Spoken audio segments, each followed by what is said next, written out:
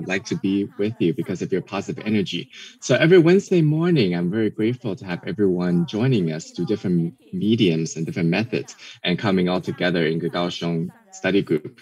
So if you have friends overseas, just have them join through our YouTube channel and and in, interact with us. So let me invite everyone to please rise, put your palms together, and pay respect in three bows. First bow, second bow, and third bow. So let's read together. Passing our Dharma lineage with sincere piety, unwaveringly promote the Tzu Chi spirit, cherish affinities within Tzu Chi, innumerable meaning sutra of Jing-Si Dharma lineage. And please say good day to everyone and raise your right hand with full of energy and say, take action, go, go, go. Just do it. Diligently listen to the Dharma teachings. Let's come closer to the Master's expectations. If you feel like you're close to Master's expectations, please take a seat.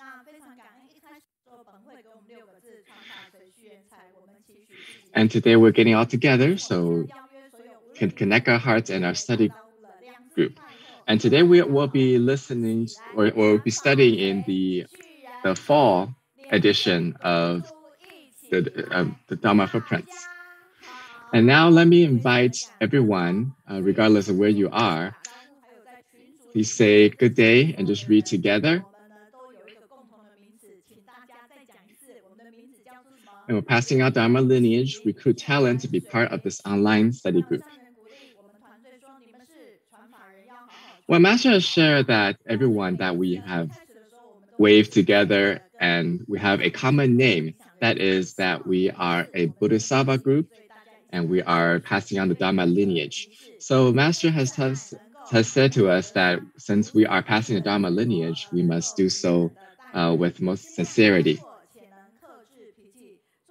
And every week, we'd like to read the Master's ideal candidate. For Master Zhen Yan, the ideal leaders are those who are humble and self-disciplined rather than arrogant and self-important, with pure action and self-respect, develop and manifest virtue and integrity, are free from selfish love and attachment and treat everyone equally, have a big open heart and control over their temper, are attentive to their work but not competitive with others, talk and behave in a dignified manner, are knowledgeable and virtuous and have pure intentions, and those who can grasp with big issues and are not bothered by trivial matter. With such leader, the Tzu Chi school of Buddhism will continue for generations, and only then can Master Zhen Yan be truly at ease. So put your hands out onto your heart as a form of encouragement, but at the same time said to Master Zhen Yan that we are the role models in your eyes. So follow what Master is doing and just raise your thumb. If you have people next to you, say to them that thank them for joining you for our study group. So the progress where we are is in July. We're reading about July of last year. And so officially we're coming into the autumn edition. When we're studying diligently every day of Master's Footprints. So let's say together, mutually encourage and keep talking about Tzu Chi spirit and value. Unwaveringly listen to Dharma teachings, believe we all have the intrinsic nature, and diligently maintain our spiritual aspirations. When I started the study group back in the living room, I have made the vow to maintain the aspiration. So everything is the culmination of everyone's effort together. So let's go and study and meet each other with Dharma. Now, we have so many replies and positive feedback from our speakers and our participants. And we have a sister Cho Yu from Thailand working with the artwork we have for this study group. And we also have a website. So if you have any feedback, any reply, please write it down and just share with us. And if you're on the cloud right now, then just reply through YouTube and say, where are you joining us and how are you feeling today? Today, we have some very familiar faces as our speaker today. So make sure to give our feedback. And regarding the translation, well, today is the second week of the month, so we're welcoming the US team. And these are the participants who will be translating for you today. And at the same time, we're also practicing and testing the Japanese translation. So that's happening at the same time as well. So we started out with 29 participants doing translation, and now we have 2 more participants joining us, one from Canada and one from Kaohsiung. And this connected through one of the volunteers in China who joined our online group and later decided to encourage her son to join us. And I'd like to share Brother Leon Liu's sharing from Northern California and has given us some suggestions and directions for us. He shared that it doesn't feel like he has the most fluent English, and he feels that sometimes he may have messed up the translation. But honestly, he is a very solid participant of the group and has given us a lot of new thoughts. And because of suggestions, we're planning on creating like a short podcast or short excerpts of the English translation. So let's give him a round of applause. And Brother Leon right now is also online joining us for the translation. So now let's listen to some of the positive feedbacks we have received from our participants, with those who have joined us. And last week there are 97 shares. So everyone's very important. Even these little feedbacks are very important encouragement for all of us. And so those of you who are joining us, feel free to share a link with all your friends and family so they can connect with us just with one click. And we hope that we can reach more people. And right here, we're very grateful that participants joining us from in Mongolia. And when she shared that when Sister Mei read my message, I was really happy.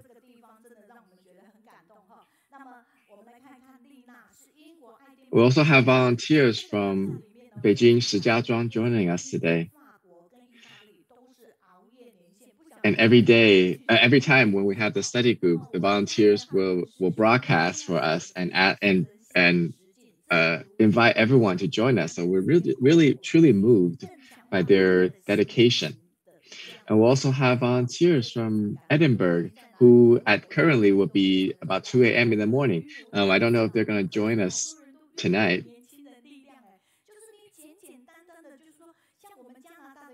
But last week they shared that the sharings had really connected all of us and brought us closer together.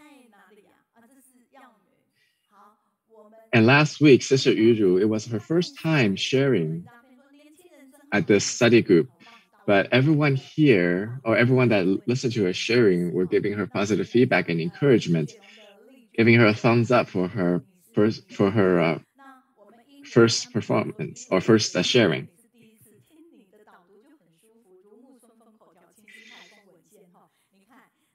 And everyone will share that we have to learn from one of the younger volunteers who have this kind of diligence or this kind of effort to share in the study group. We also received positive feedback from our Pindong team, which were volunteers who volunteered in prison, reaching the incarcerated people and bringing them positive energy to them. So from Canada, Emily shared that even though the lights may be weak, but has enough power to pass through thick walls of the prison and spread love to everyone who are within.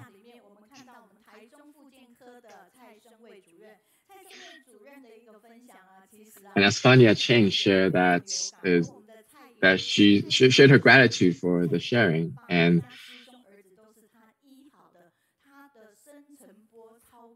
regarding the therapist sharing from Taichung City Hospital last week, a lot of them were saying that they have received important knowledge.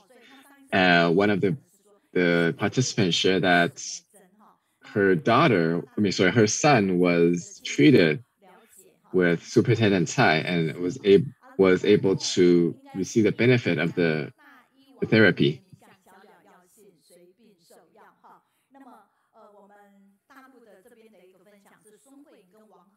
So we're very grateful for Dr. Tsai for the explanations.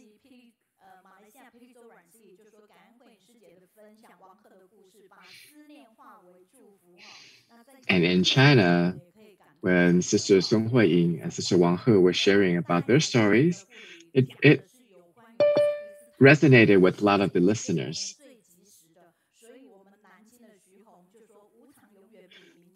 And through their sharings, we can understand what they are feeling.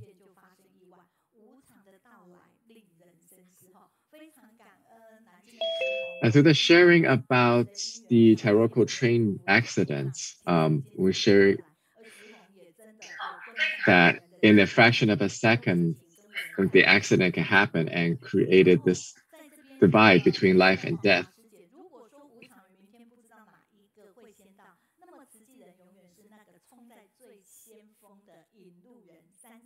And a lot of we hope that some of these people were able to go in peace and maybe come back to the human realm if their will so desires.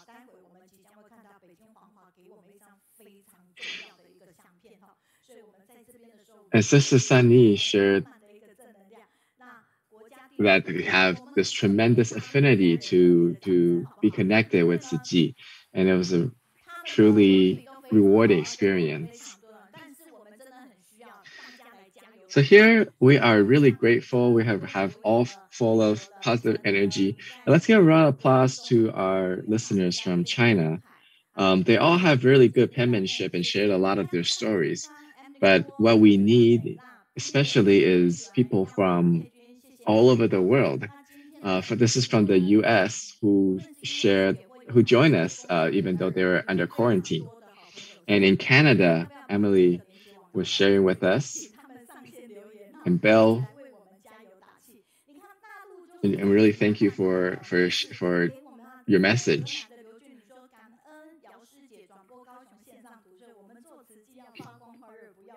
So to our speakers, they have a lot of friends overseas and internationally. So we'll ask them to share our link so they can join us.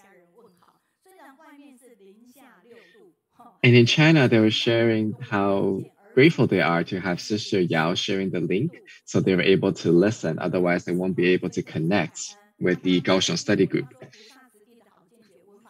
And to some of the people, even though they are 6 degrees Celsius below freezing, they are still connected and able to feel the warmth in Kaohsiung.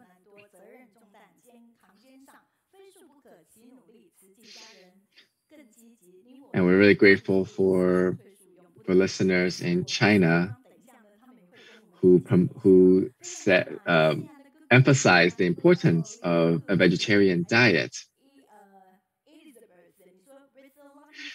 and wish that everyone together would join and adopt the vegetarian diet.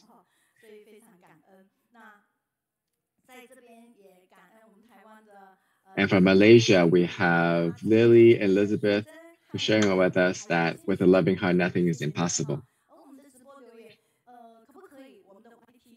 So we're really grateful for them, for their sharing.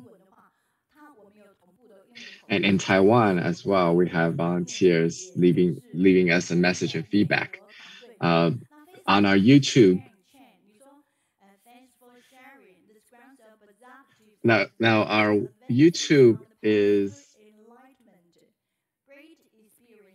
a direct English translation. So if you have friends are English speakers only, they can definitely join us on YouTube. And we'll be very grateful for if they can join us and leave their message. And these are some of the sharings or the messages, comments from our YouTube participants.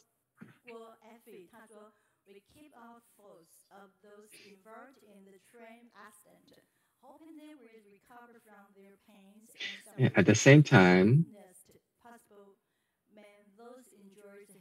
our sister Effie in Malaysia was sharing that to keep our thoughts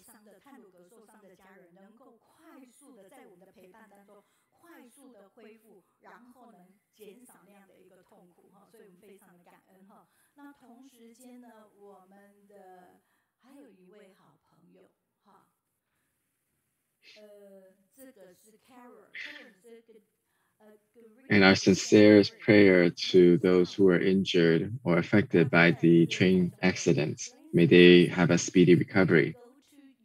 And we also had a good friend joining us, Carol.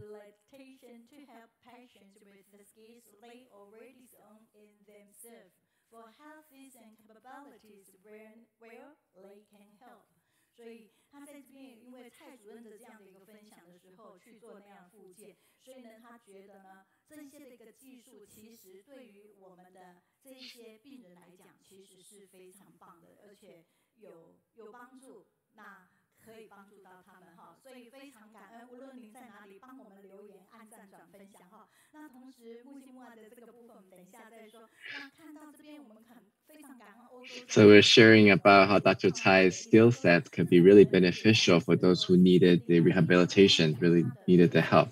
So regardless of where you are, please give us a thumbs up and share. And we're very grateful for our European families for joining us.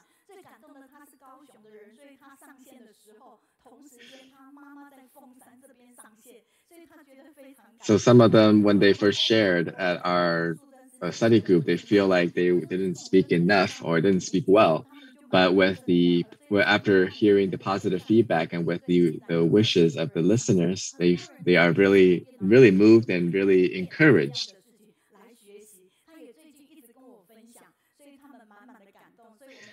And some of them will share that ever since they connected with the Kaohsiung study group, they've been filled with positive energy.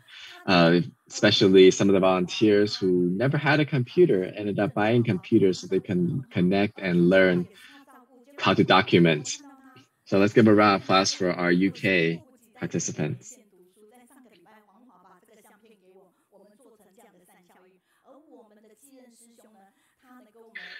And we'll give our blessings to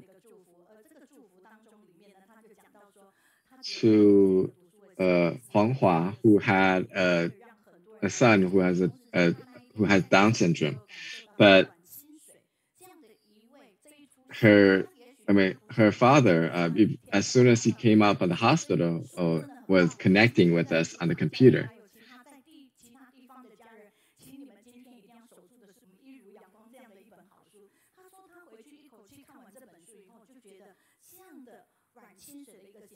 So some of them were sharing that they received a book, as a parting gift,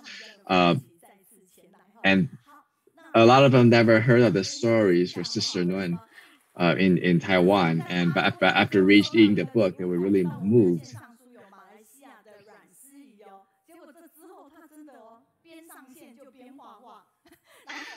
So at the same time, let's give a round of applause.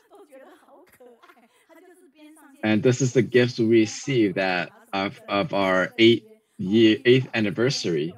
This is from the Malaysia volunteers who drew these pictures after listening to our connections.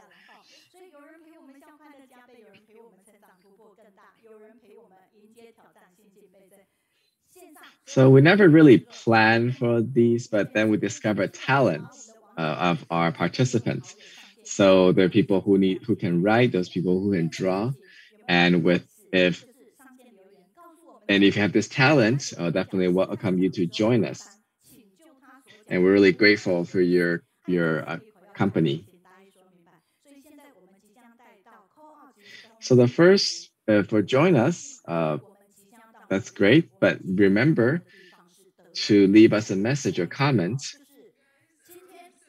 and give us a positive feedback, letting them know that you are joining us. So now let's call out. And where are we going today? We are going to Texas.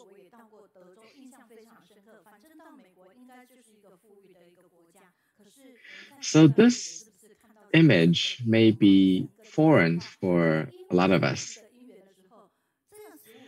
but this happened in Texas. I was in Texas during their 25th anniversary, which usually we would think of US as a very wealthy, very well-off country.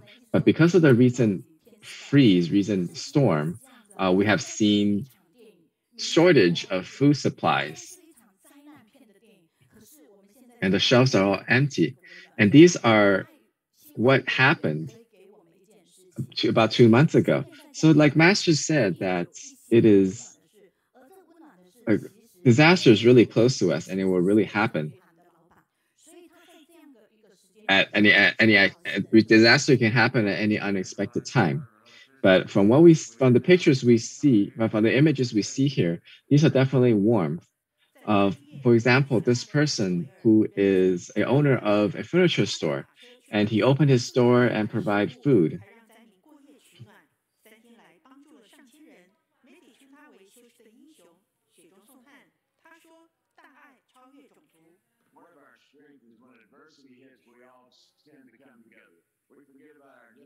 So he bought water and food and opened up his store so people can come in and have food and keep warm.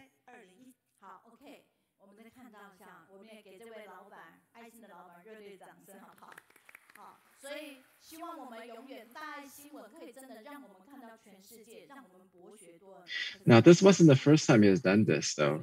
Ever since Katrina in 2005 has been joining, that he's been doing so. So let's give him a round of applause. As we see from Dai News, we can see more of the positive, heartwarming news from around the world.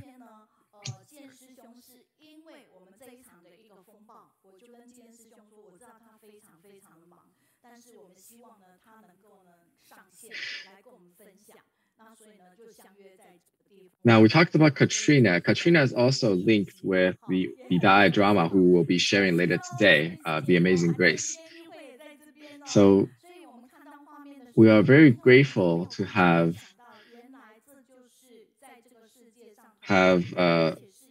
our Texas volunteers connecting with us. So from this images, it's unbelievable that this is what's happening here in the US and happening in such a wealthy country like the US. So let's say our model and connect with our Texas CEO. That is, I like to be with you because you have positive energy. So brother Huang Jian and sister Zhang Ciming. Thank you. I'm very grateful, dear masters, bow masters, and Sister Mei and everyone online or in person connecting to the study group, especially for Johan, who's one of the speakers today.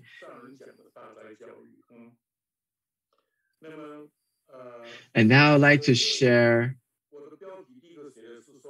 what happened on February 15th, this winter storm, and the lessons we have learned from that. So my title said that in Kaohsiung and Texas have the same heart, even though in two different situations. So Kaohsiung is just like Texas in the south. If we ever heard that Kaohsiung has snow, I'm sure everyone would be really excited. Same thing in Texas. I've lived here for 14 years. I've never encountered a snow of this magnitude. But in February, when the snow fell, it was a complete different story.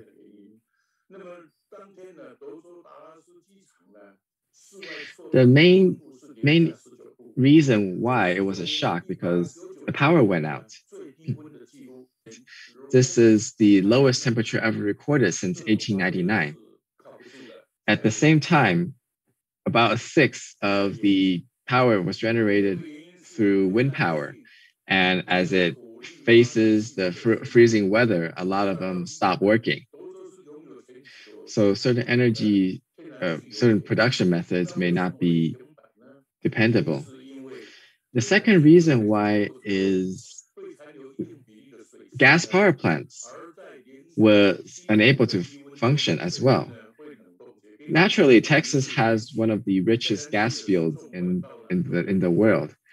Well, that's the reason why is because there's naturally a certain amount of moisture in the natural gas.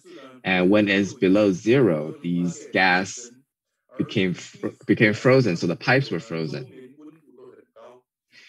The third reason is also that even the nuclear power plants were paralyzed. But it's not necessarily because of the nuclear power plant. It's because naturally Texas, because of the uh, high temperature that we usually encounter, a lot of the designs were designed to be heat resistant, but never consider that the possibility of freezing. So this freezing weather has led to a disruption in the cooling system and stopped the nuclear energy production. So because of that, a lot of families in Texas were without power, and they were without power for a day, 1 to 3 days. But when the snow first fell, we were really happy. People went out, leave their mark, and take pictures. And this is like a shape of Texas. And the artist very humorously froze it. Now, as you drive into Houston from Dallas, you will see the sign, and you can see that it's all snow covered on the ground.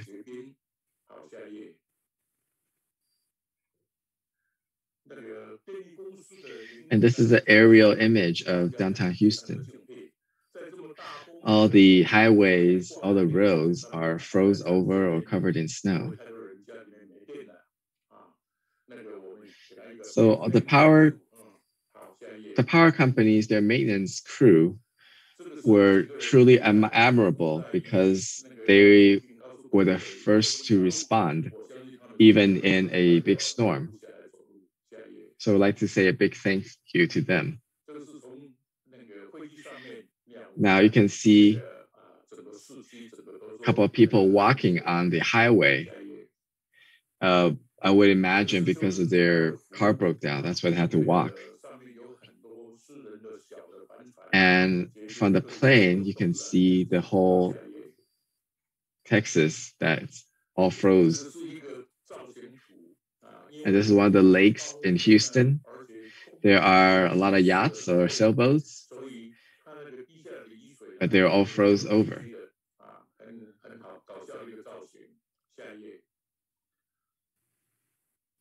And from here, you can see how the ice kind of curls around. It's because of all the high winds and freezing temperature that immediately froze the water as it came into contact. And you can see the trees all covered with ice as well. And the fountain definitely was no exception.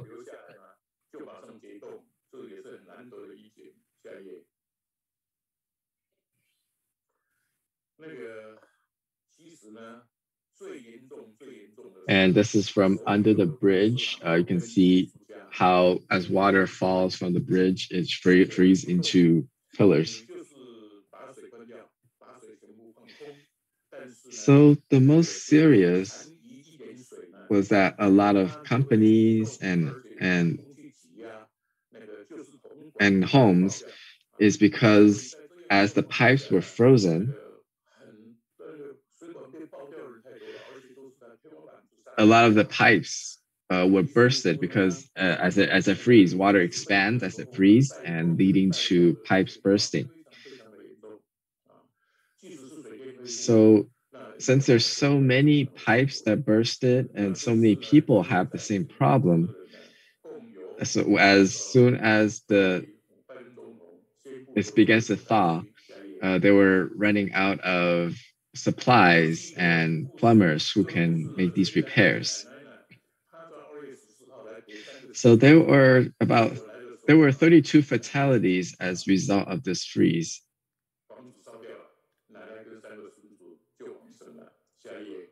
And this is one of the stories. This Vietnamese family, they were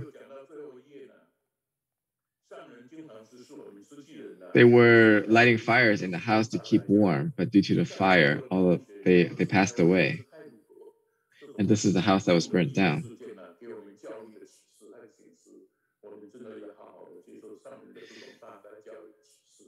So Master has shared with us that every time we have seen an accident, any form of impermanence, we take that as a lesson, like the snowstorm in Texas or the Taroko train wreck has given us a rude awakening.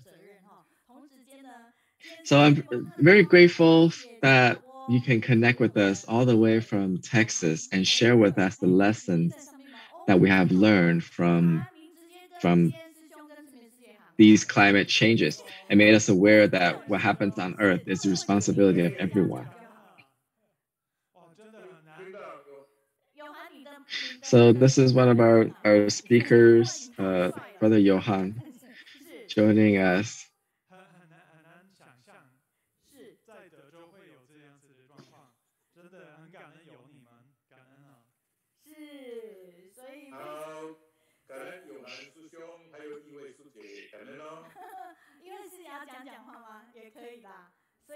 So Brother Johan is sharing that it is truly unbelievable to have this kind of situations in Texas, but really grateful for you to share with us.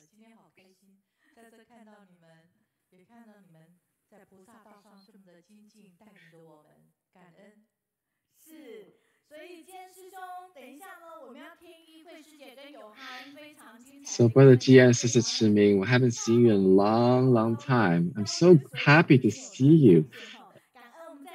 And so grateful that you're still leading our Texas volunteers. So we have some very touching and warming stories coming up soon. So please invite your friends and your family that could join us. So thank you for joining us. And on the cloud, we're already getting a lot of feedbacks or replies.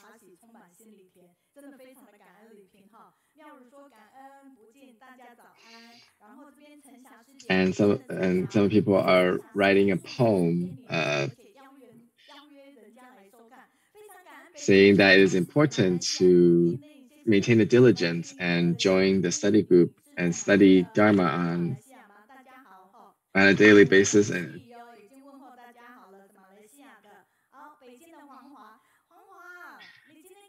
very grateful to sisters in Beijing and Malaysia joining us.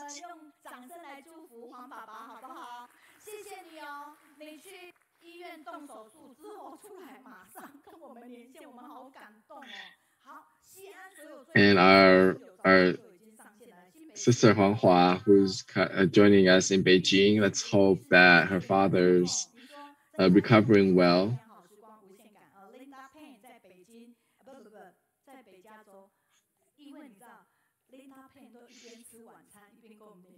And these are volunteers joining from Taipei or New Taipei City. And Linda Payne in Northern California. Now, you know that Linda is always joining us with her dinner. Like she's eating dinner and joining us at the same time.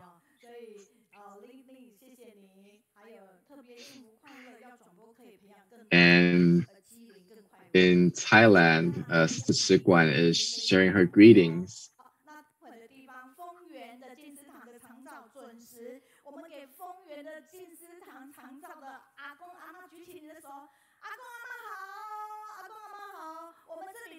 So from Canada, we're grateful for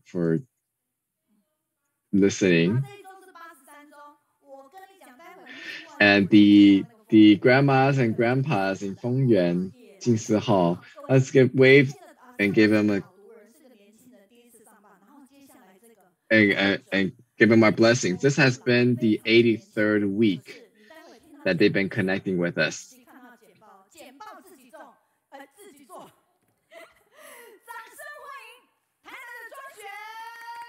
Now, last week we had a young person joining us. Now we would like to have an older, more experienced volunteers. Now, even though they are older, they still made their own slides. So let's give a round of applause for Sister Zhuang Xue. Hi, everybody. Good morning, everybody. I'm coming from Anping. I'm actually 34 years old. Do you believe it? That's my Ciqi age. Today, I'm going to share how to love Earth.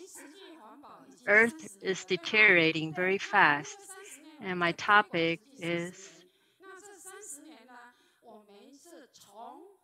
how to protect the Earth. This year is the 30th anniversary of our environmental protection.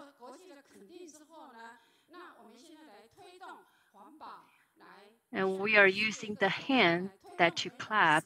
Instead, we're doing recycle protection. So right now, I want to remind you how important recycle environmental protection is. The master reminds everybody to announce. Has to be concise narrative with scientific data.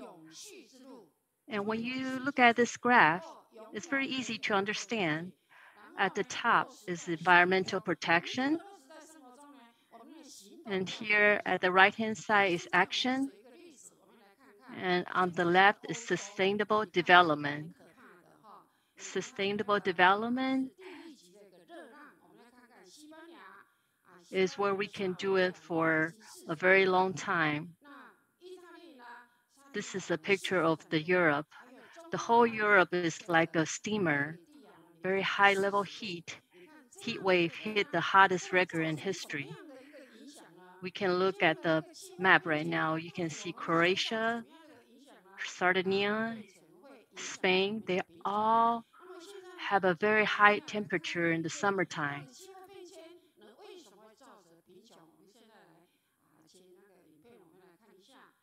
So what happens when the temperature is high? The climate change and poverty occur. And we can look at this news clip.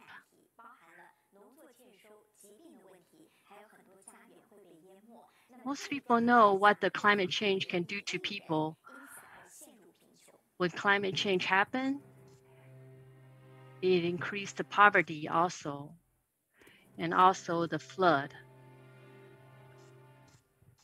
And more than 100 million people are affected and become poverty. This is the glacier melting, and the sea level is going up every year. This is the report from the World Bank. In the next 15 years, they are estimated that more than 500 million people family houses will be flooded. And this is a place in Africa. If Earth temperature go up 2 degrees higher, more disease will coming, and the level of the sea will increase. It will flood it. Most of the country, some of the country, and affected more than 600 million people.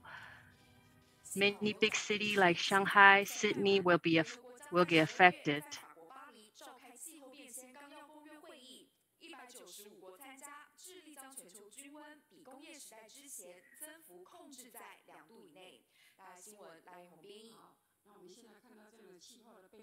But it's not too late. If we recognize what happened right now, we still can change.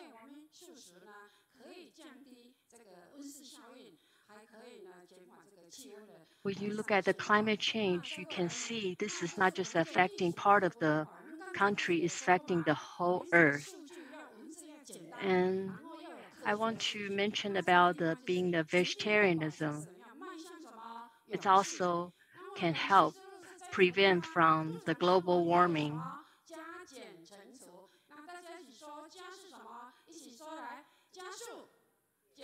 And when we do a graphic like this, we have to make it simple so people look at it immediately, they connect. We need to increase the vegetarianism and decrease using the plastic material.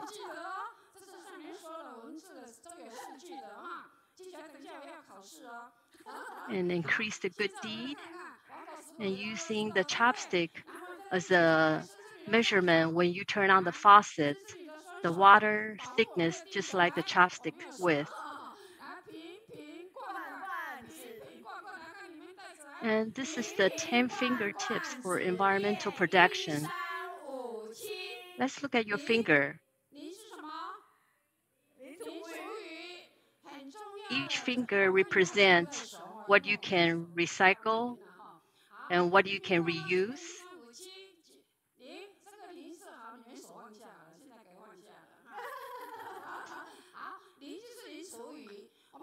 Looks like you are not familiar with it. So let me go over with you again.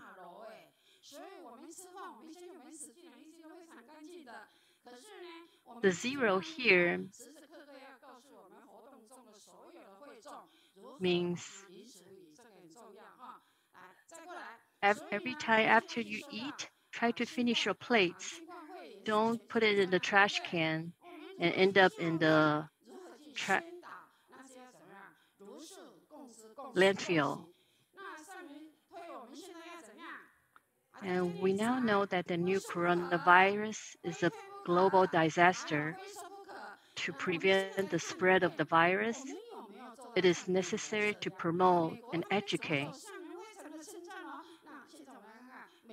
And we need to adopt vegetarianism, pledge to eat vegetable, promote vegetarianism, and let's talk about vegetarianism.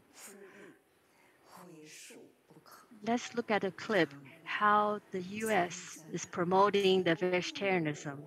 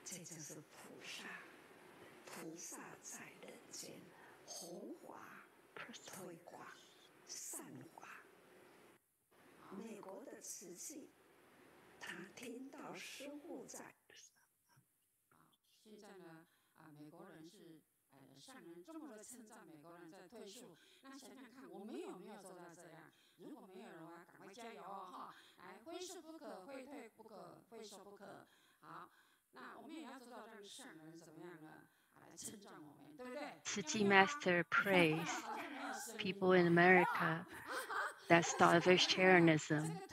Therefore, we have to do the same. Adopt vegetarianism, promote vegetarianism, and talk about vegetarianism. And this is a graph. It shows that Tzu received messages from around the world during the pandemic time.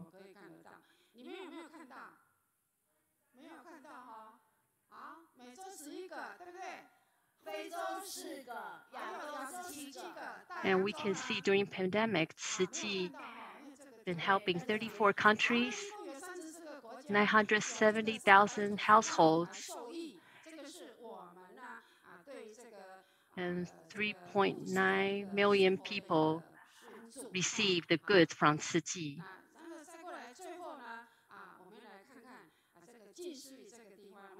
This is what Tzu contribute to the people that got affected this time. At the end, I want to share an aphorism with you. To benefit the world and protect the earth, we must start from ourselves. Let's say it with me again. To benefit the world and protect the earth, we must start from ourselves.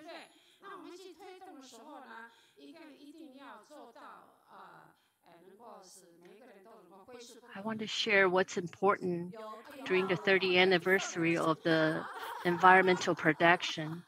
We need to promote.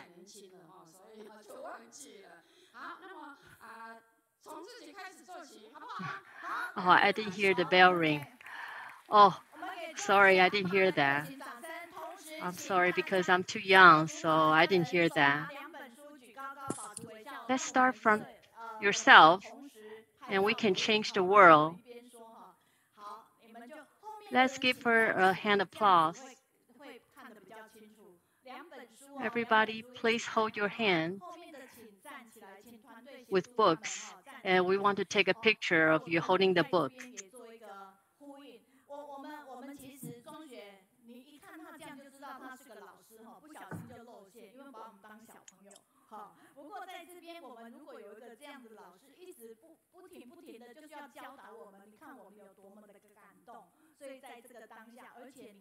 You can tell the previous speaker, she's a teacher.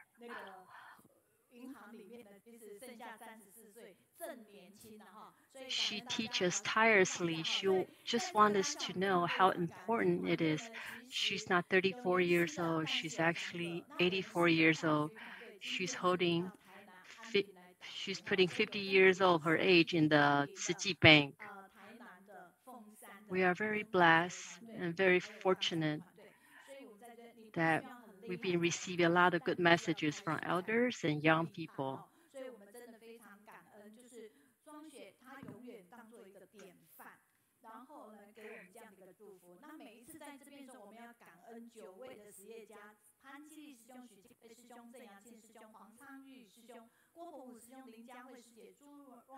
We have people, family coming from different part of Taiwan, Kaohsiung, Jiayi.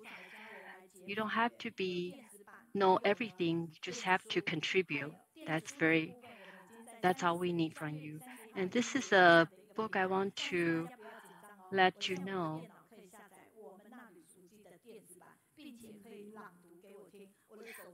This is the daily journal of Dharma Master Zhen Yan.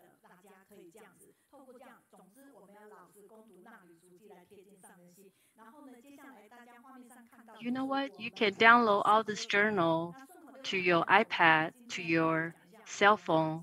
You don't have to read a book. If you don't have time to read, you can listen everywhere, anywhere. And this is the volunteer who helped us write a recap from previous show. And this is one of the volunteer. His name is Jack. He came back here back in 2019.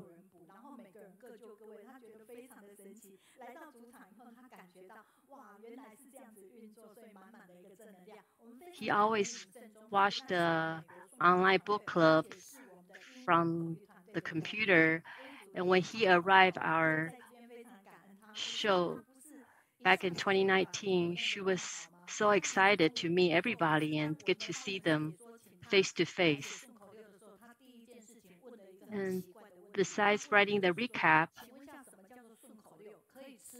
he's also the translation team. He's actually the leader of the translation team. He's translating today.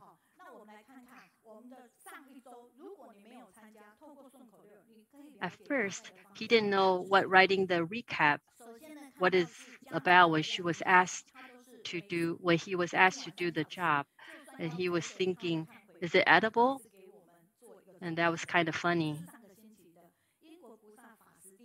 So this is our principal from Canada. She is a school teacher at Canada, and she watched the show after she finished watching, and then she just write a recap what she heard from it. And this one is about the last week's talk about volunteer from England, from China.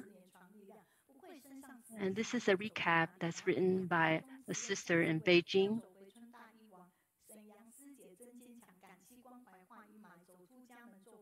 And she heard the story from volunteer from Kaohsiung, Pingdong, and also the therapist from Taichung.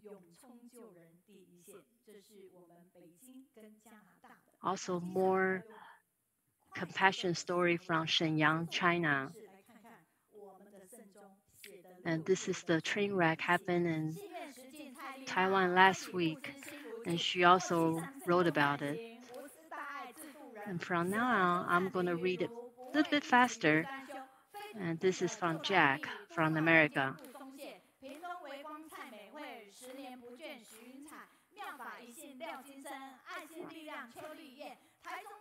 And Jack wrote about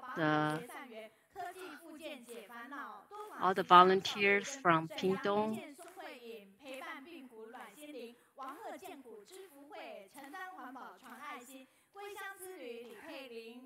You can tell he wrote a lot, but pretty much he summarized what last week's book club is about.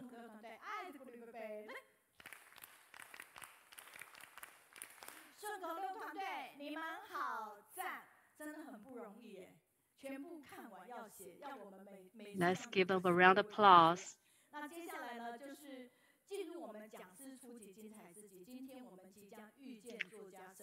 You guys are awesome.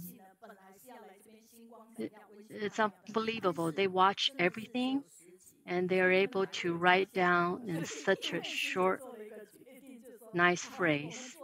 Very appreciate their hard effort.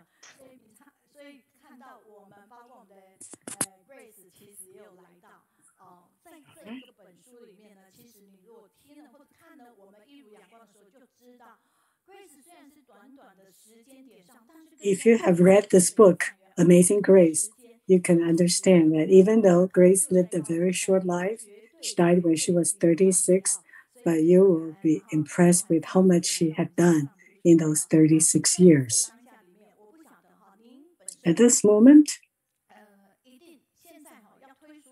I want to share with you this expression. This is Sister Yi-Hui, Grace's mom. This is a film about her new book introduction, and lots of friends were there to share their thoughts about Grace, and they were very touched by Grace and the Grace family. Can you imagine so many audience in a new book signing meeting?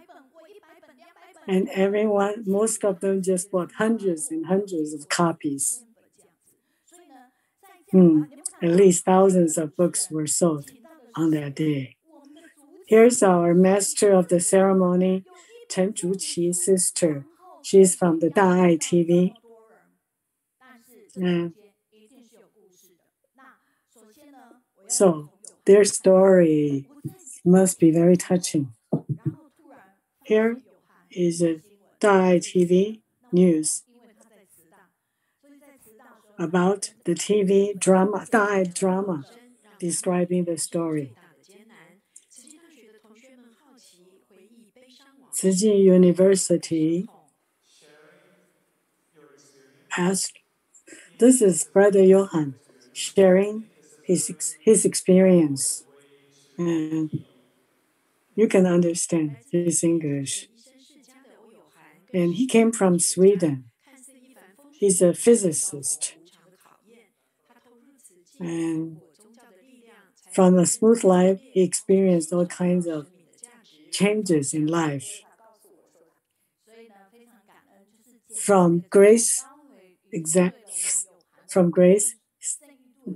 he found his direction in life.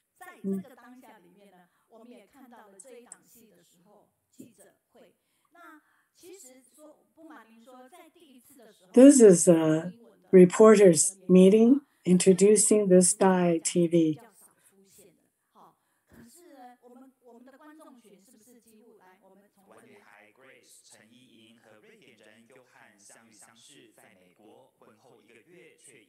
This movie is about Sister Grace and Brother Johann from Sweden and how they met and how they worked together to influence so many people.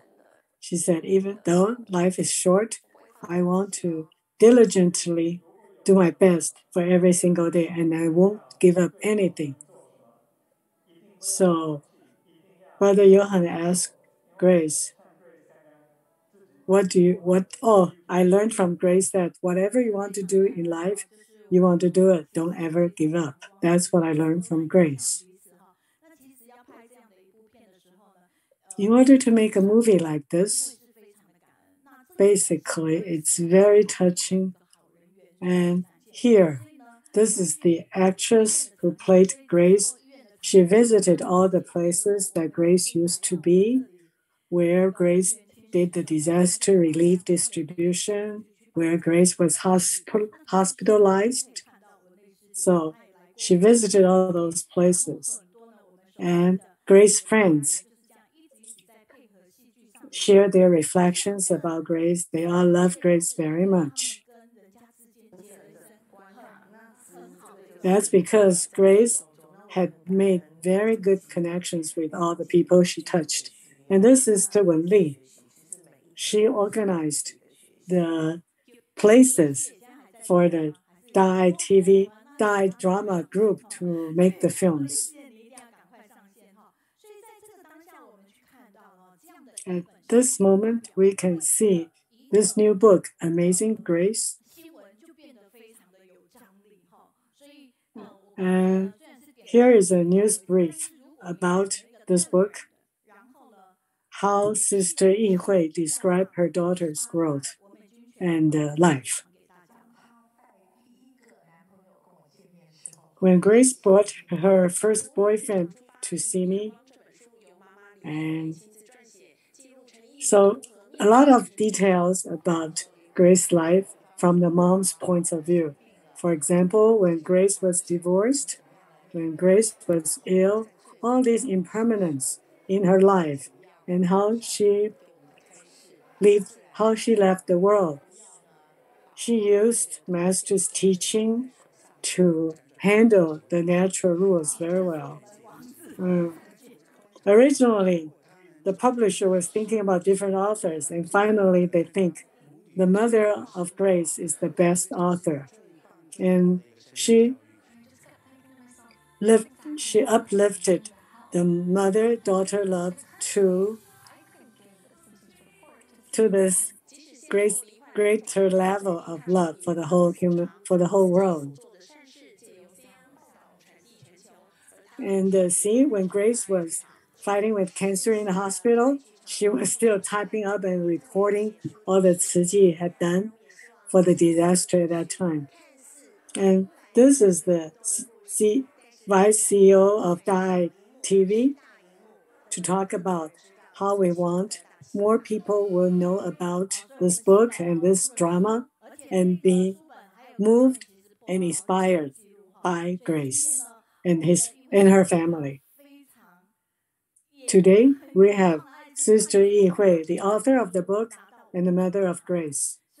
She brought 100 copies of this book to our meeting here. And she wants to spread the spread of grace to all folks here. If you turn to any page, you will be touched by any page of this book. And this is one report from the Jingdian magazine introducing this book. Lots of must-learn lessons from this book. And this is the Jingdian magazine publisher describing how wonderful this book was, and he was interviewing the author. Sister Li graduated from the Zhengzhi University Economics Department. She also started the English team and the Tzu Chi Friends. She's one of the starter for the Jingsi Life Camp. And she's been the Tzu Chi mom for the Tzu Chi University and Tzu Chi Nursing College students. Now let's welcome Sister Yihui and Brother Johan.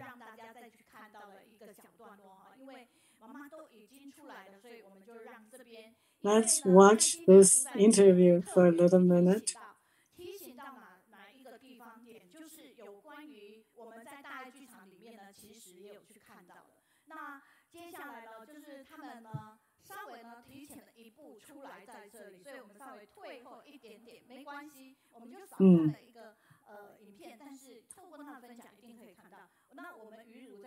Let's now listen to their sharing.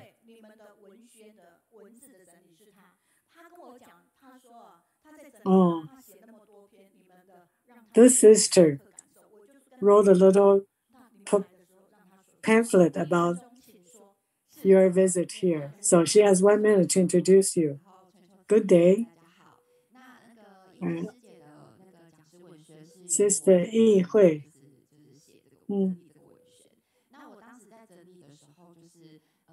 When I was compiling the information, I remembered how I was touched and I was in tears when I watched the Dai drama, Amazing Grace. And when I was looking on the materials, I was also very touched and I was in tears too. I share this feeling with Mei, teacher Mei. When I was watching the drama, I remember Sister Grace wanted to bring all Master's wonderful Dharma to people in different parts of the world. And this is one of the most touching parts for me. What a great will, what a great power that Sister Grace has to touch more people in the world. And what a courageous sister. And I admire her, and she's my role model.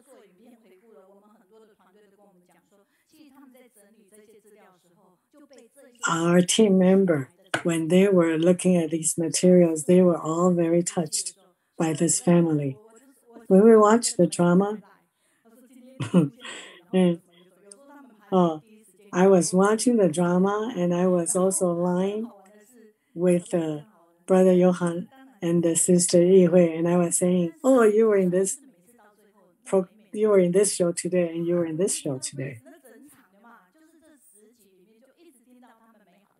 Or in these the Dai drama only has 10 shows, but you can hear Sister Grace's beautiful singing voice in every show. And you can see all the pages I marked.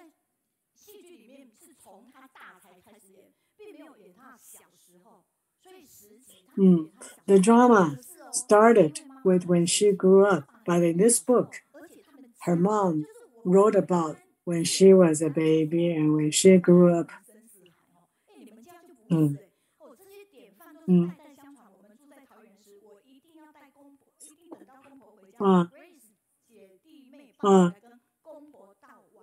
Wow. So in the book, you can read the details about how the mom always educated the kids to pay respect, to visit grandpa, grandma, and show the filial piety. And when there's any special occasions, the family will cook a big feast for the family members to unite and celebrate together. So you can feel the strong family link and connection. And in this book, you can feel the love among the family members. So everyone should read this book. Especially who are still students. You have a lot to learn from this book. Today, we are meeting the author, and let's welcome Sister Yihui, the author of Amazing Grace. Thank you. I thought I can just give Sister Mei the microphone, and you can talk for me because you have done all the homework. You know more than I do now. I'm Yihui Li. And I'm Johan, and my Dharma name is Jisho. We also have public information team, my group, who are also here to support me.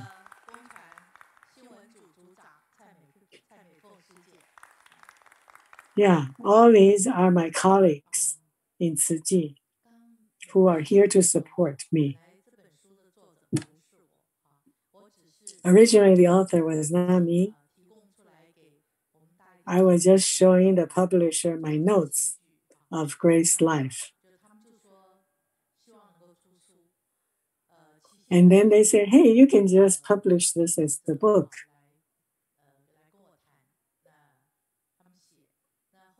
So the editor talked to me.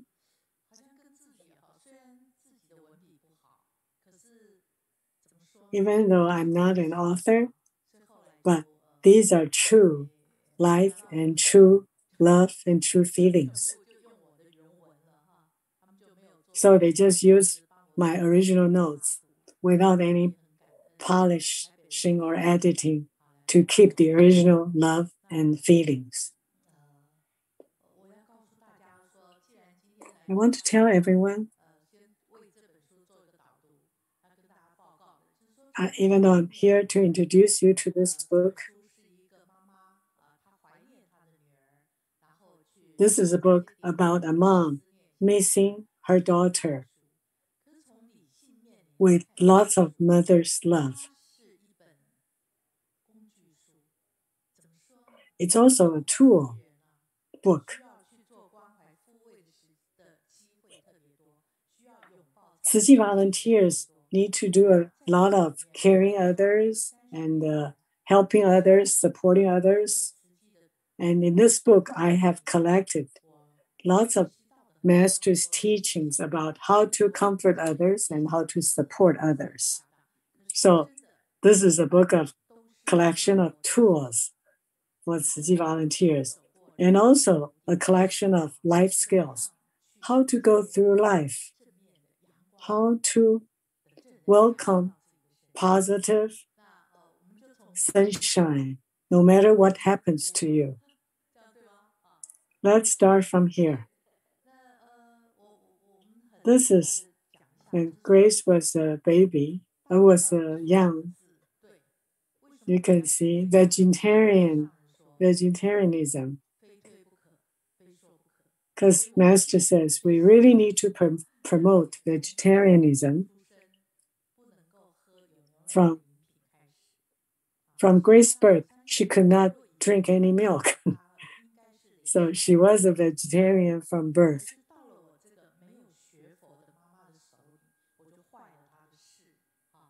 But when she was brought to my family, and I was not a Buddhist, so I ruined her pure vegetarian intent. So I tried to force her to drink milk. And after several years, she turned to the right way to be vegetarian.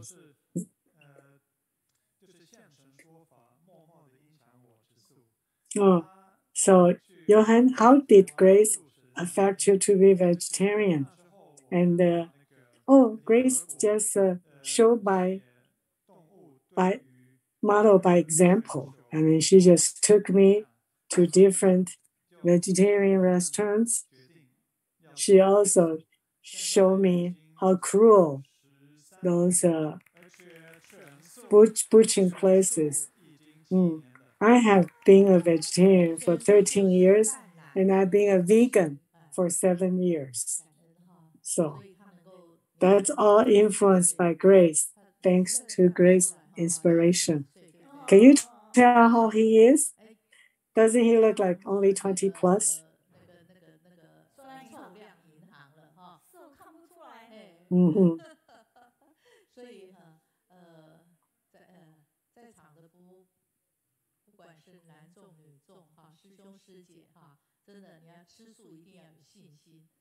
So look, I mean, he actually is about 50, but because he's a vegan now for 7 years and vegetarian for 13 years, he looks very young and handsome. In this book, I also talk about I was the Tzu Chi mom for the Tzu Chi University and Tzu Chi Nursing College students. From being a Tzu Chi mom, I learned to have the heart of a bodhisattva.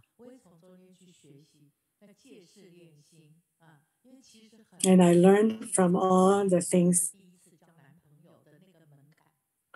Many mothers have a lot of difficulties when their daughters first going out with their boyfriends. I'm not going to tell you the details. Grace plays saxophone. Grace has many talents and many interests.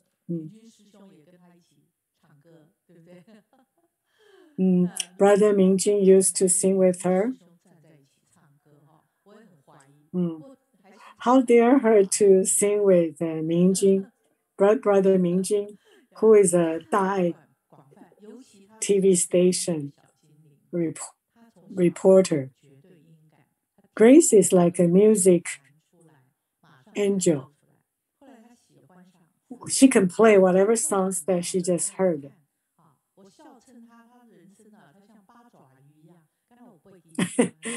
Looking back, I used to joke that she's like an octopus with 8 legs going over many, many areas. I think music was one of the ways that she can release pressure in her life.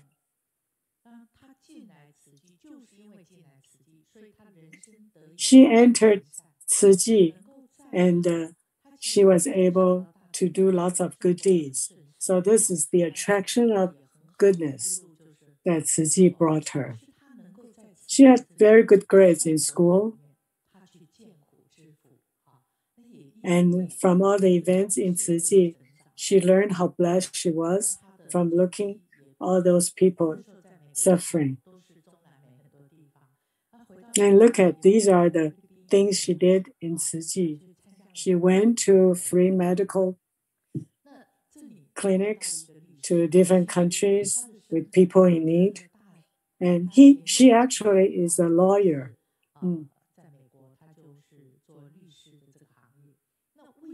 Yeah, she practiced as a lawyer. Why did she want to go to law school? When she graduated from university, I told her to stop. Well, she had double major and one minor. So in 3 areas. And she was in the music group, she was in choir group, she was assistant for the professor.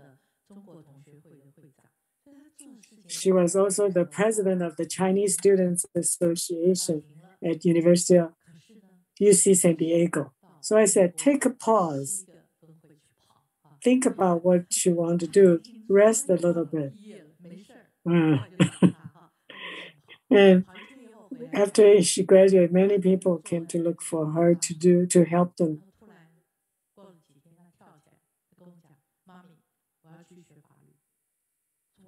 And she said, Mom, I want to learn. I want to go to law school.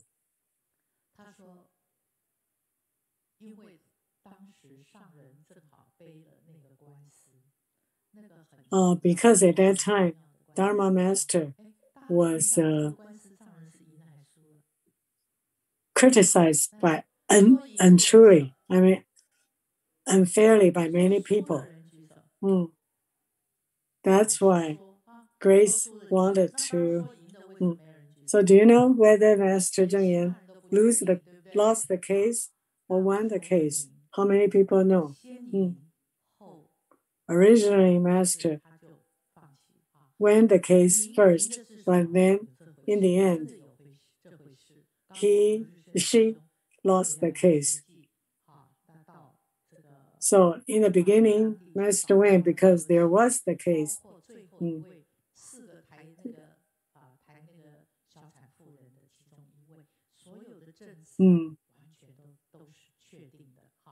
So all the facts supported Master Zheng Yan in the beginning.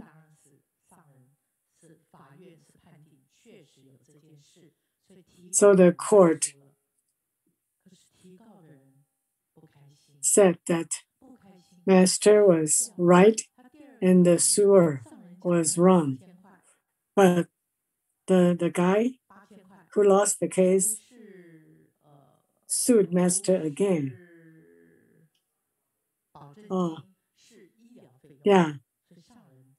Oh, so the guy was just saying, Master was saying because the poor lady could not afford the $8,000 deposit.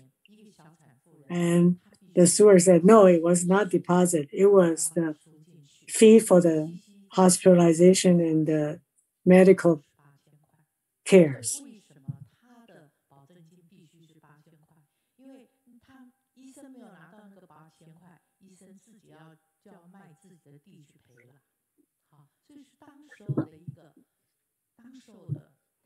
Anyway, at that time, that situation in Taiwan was like that. The suer's daughters did not understand the situation very clearly, and so they sued Master again.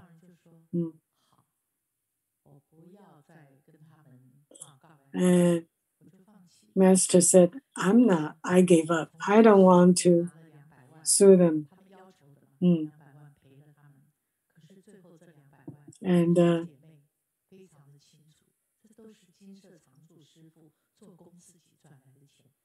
yeah, so our master Zheng Yan and all the Dharma masters at the above, they gave the daughters of the sewer $2 million. And in the end, the sewer's daughters felt bad about what they did, and they donated back the $2 million, 2 million Taiwanese dollars.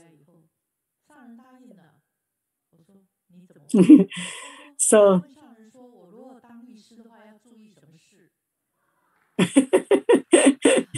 so I asked Grace to ask Master whether she should go to law school. And Grace said, "Oh, Master said fine." And and Grace said, "Master said okay." And I said, "What did you tell Master?" Grace said, "I only asked Master if I want to be a lawyer, what do I pay attention to?" Master said, "Make sure you should say black things as black, white things as white."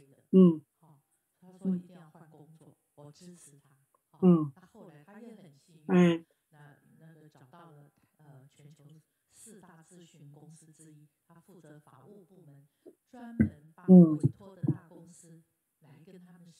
so she found a job for 4 largest companies to deal with law issues for the benefits of the employees. That's a wonderful job for her because she didn't want to fight in the court trying just to protect the person who's paying them. And also, he was the volunteer issue for the Ernst & Young company. she persuaded the employees to do Tzu Chi, and she also created a choir group. This is in her home in Pasadena. She started the Power of 5 to help those poor people in Africa. And she had this action. Whoever likes anything in her home, they can take it, but all the money they put down is to help the African people. And everyone liked the term she coined, the Power of 5. All the donations coming from the Power of 5 went to Africa to help Tzu Chi volunteers in Africa to help people in Africa. And these are pictures showing her love to her younger brother.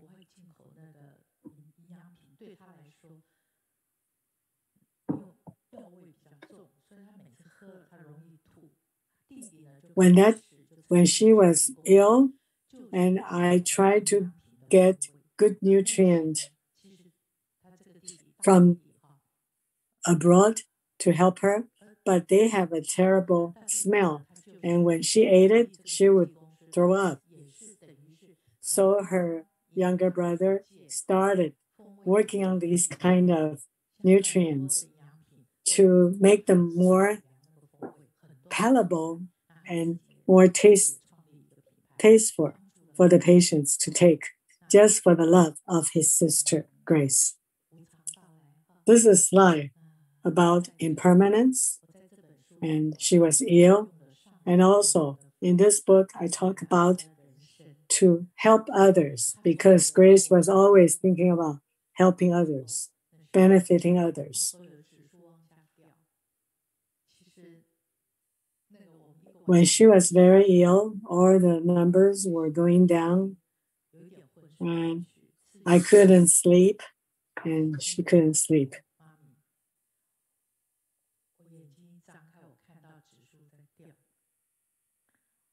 When I open my eyes, all the numbers are going down.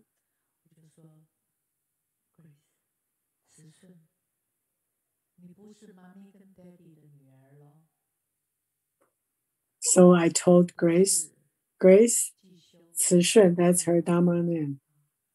You are not our daughter anymore, and you are not Johan's wife anymore. If it's time to go, just go quickly. Yeah, just let go.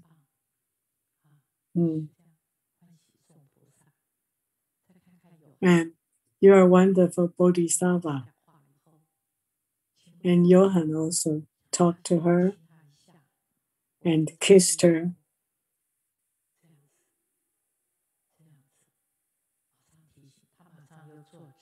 Oh, and then I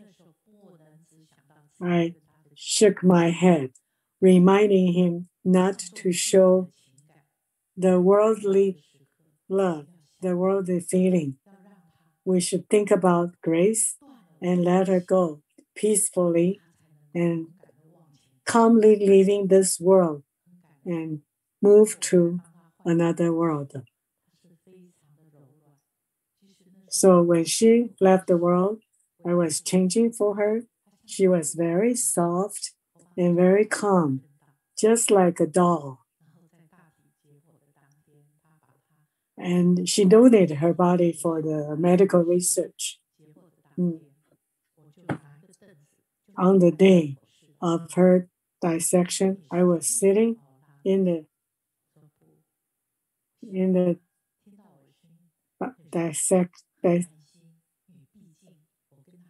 anatomy class, and I said, I want to see how my daughter is teaching the medical school students with her body. Even though Sister Huimei told me, maybe you don't want to see it, and I said, yes, I do. I want to see how she did this.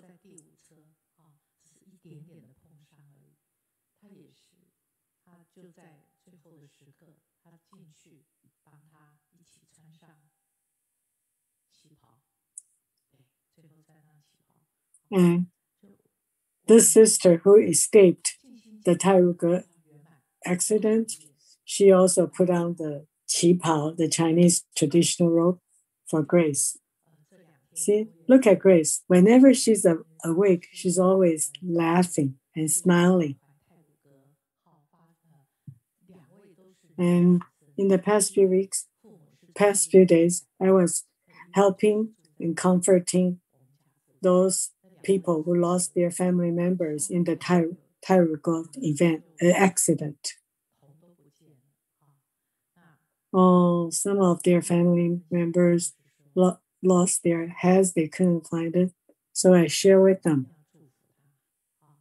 At this time, the only thing we can do is to bless them, to wish them, to give them good wishes. When they lost their lives at that moment, they actually left without much pain.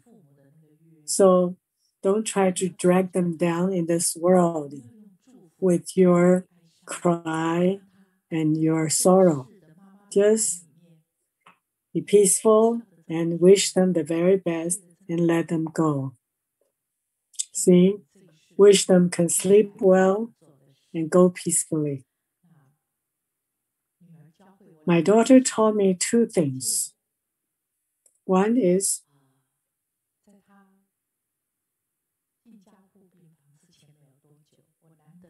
before she went to the intensive care unit, I was sitting by her bed. What do you think about me being a mom? What can I improve?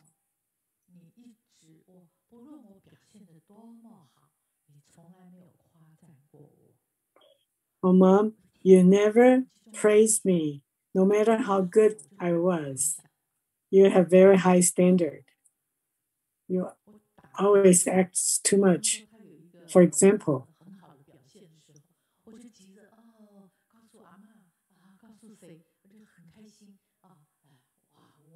because whenever she did very well, I would tell grandma and I would tell other relatives about how wonderful she was.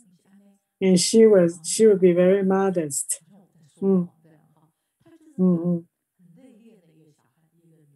Yeah, she's very modest. She doesn't want to boast of her things. So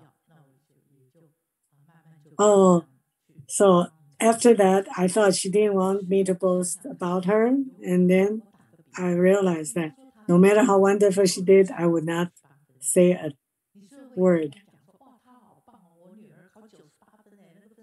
For example, when she got 98 of her test, wow, I didn't say wonderful, you got 98. I would say, daughter, hey, you can easily get the extra 2 points. And that's why Grace thought I was too critical.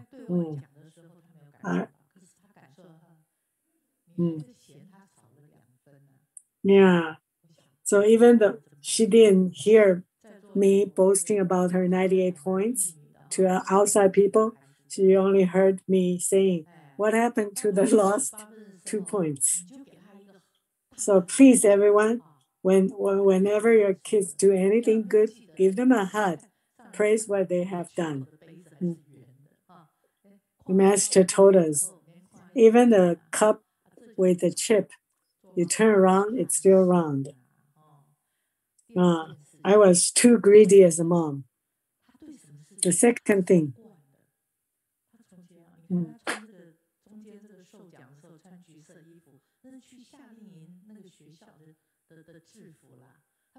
In the middle, she was receiving an award from the summer camp. She was wearing the uniform for the camp in orange. She only wears black and white, very simple colors.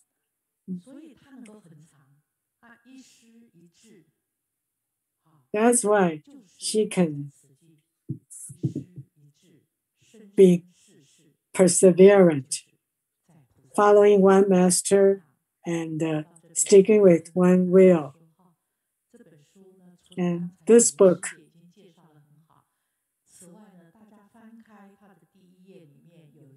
if you turn to the first book, first page of this book, you can see the QR code. This QR code, if you take a picture of that QR code,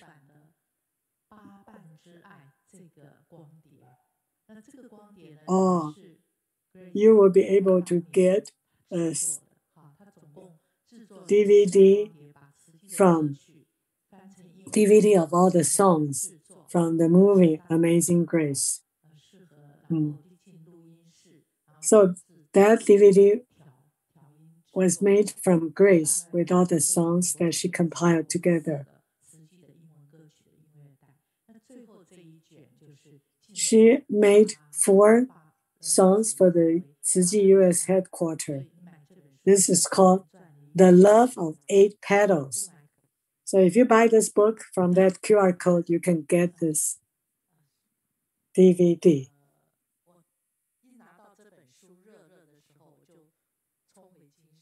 When this book was hot from press, I went to the abode and gave it to Master.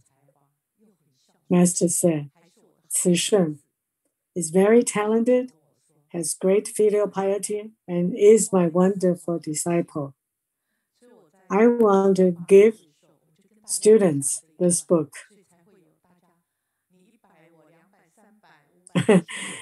I share with the audience in my new book introduction meeting.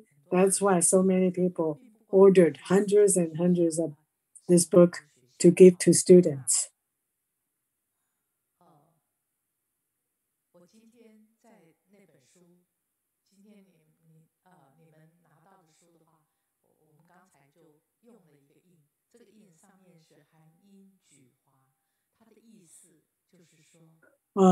If you get the book today, you will get a stamp. That M is actually was done by a very famous calligrapher. And now I want to give the time to Brother Johann, my son-in-law.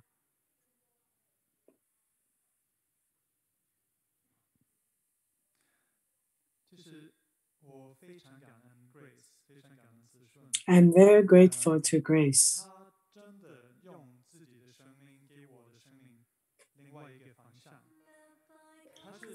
She used her life to give me direction in my life.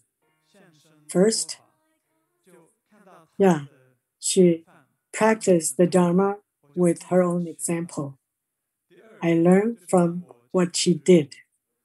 Second, she let me learn about my blessings from the people who are suffering. She took me to the typhoon survivor in Taiwan, and I also went to Haiti to help the survivors for her because she was hospitalized. The day after Grace passed away, I called my professor. Thank you very much for your support, supporting me, even though my wife is ill.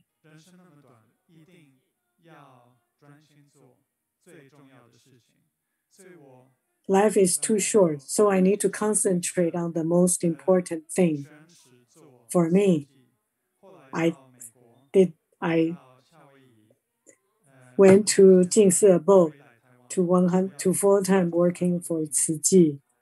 And now I went to Hawaii working for Tzu Chi. And now I'm back to Taiwan. I want to live in Taiwan for 1 year.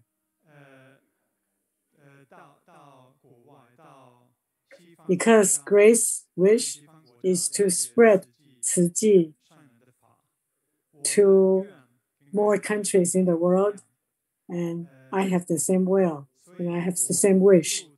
I want to let more people in the world learn about Tzu Chi and recruit more volunteers for Tzu Chi.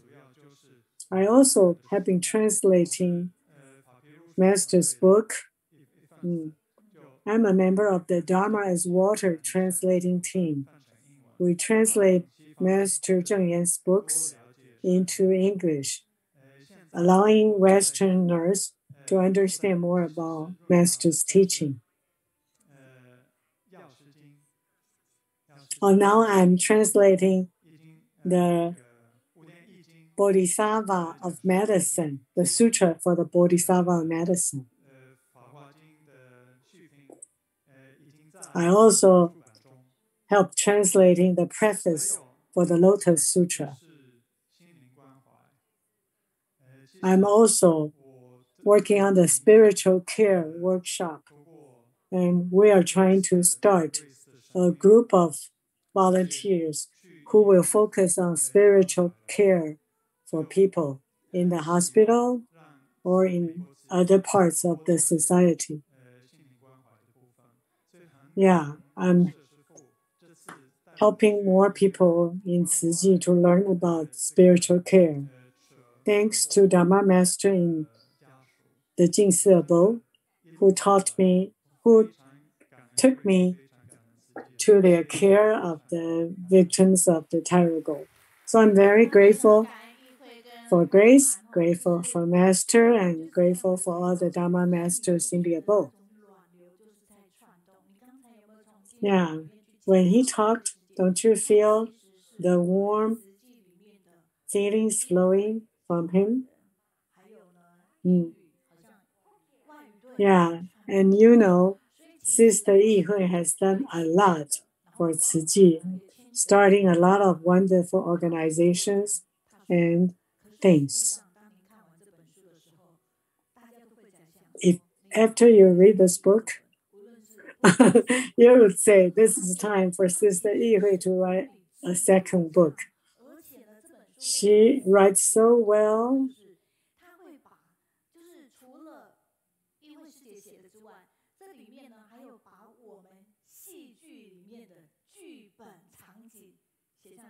Okay.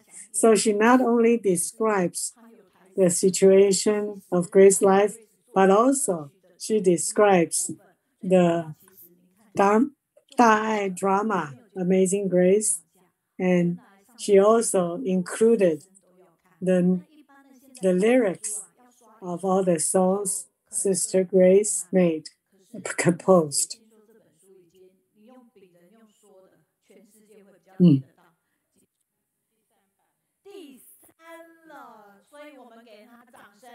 Wow, see, this book has already in its third edition because it's so popular and so well liked by people.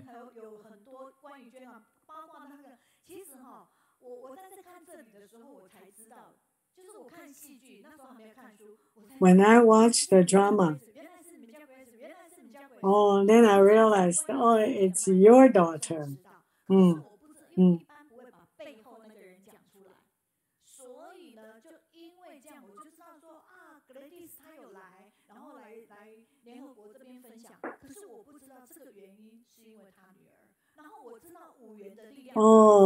From this book, from this book, I learned all of the many good things in Tzu Ji was initiated by her daughter Grace.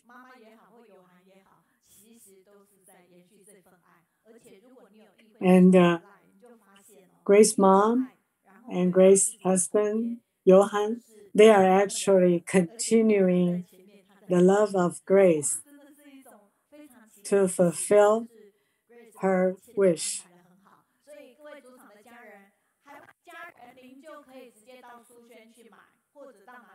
So people, all family members in the world, you can go to Jingsi bookstore to purchase this book. And if you are here right now, you're welcome to take that book with you and just put your donation in this basket. And we will use that to donate the heart lotus in Brother Johann's and the Sister Yi-Hui's name.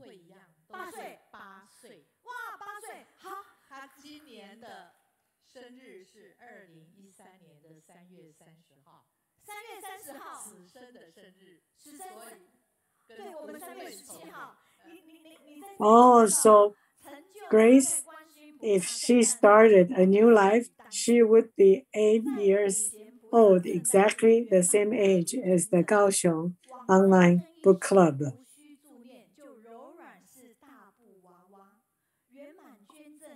Yeah, in this book, you can see how Grace looked like when she left this world 8 years ago, and maybe she's in a new world who is 8 years old.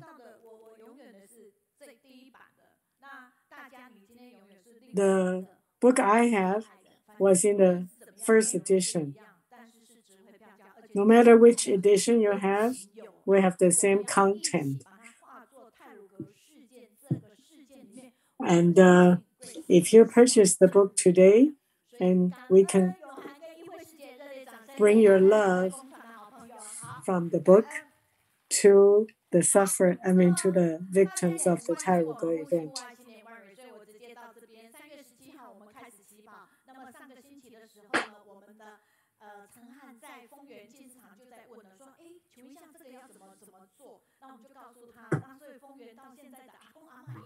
This is Liang Liu continuing the translation for you.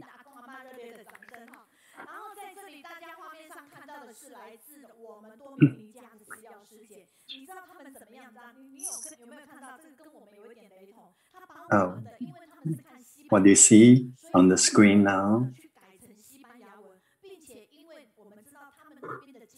is a recent program to celebrate the 55th anniversary of Tzu Ji.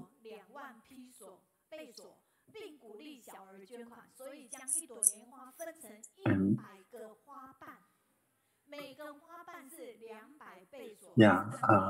on the May 5th will be Tzu Ji 55 anniversary. So we were thinking that what can we do to celebrate the 55th anniversary of Tzu Ji. And because this year, Master Chen Yan urges us that to learn from the great teaching of the pandemic and the climate changes, to benefit all living beings, and do good deeds from all corners of the world to bring peace on earth. So we have this program called the 10,000 Lotus Flowers program. And basically that each lotus flower representing 10,000 new Taiwanese dollar, which is about $400 in US. So that we would like to raise 10,000 lotuses from around the world, as Master Chen Yan told us that to do good deeds from all corners of the world to bring the peace on earth.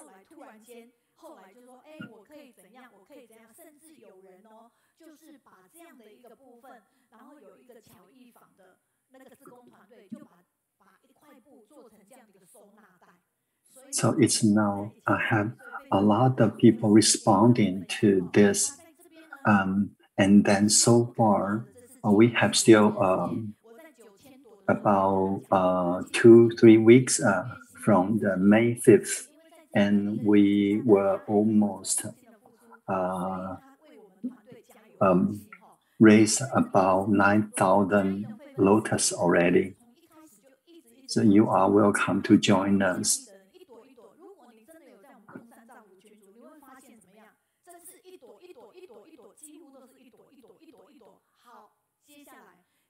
Yeah, we are seeing the lotus flower blooming every day from all around the world.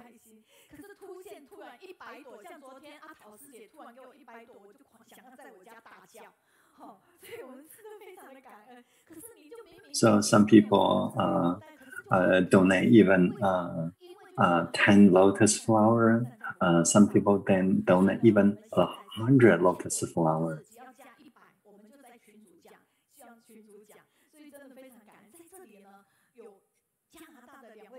Oh, so far we exceed 9,300 lotuses already.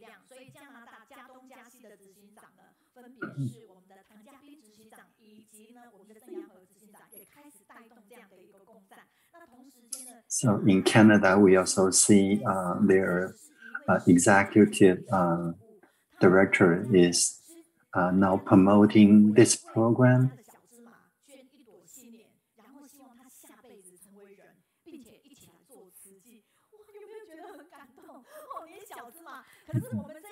So there are a lot of stories around the world.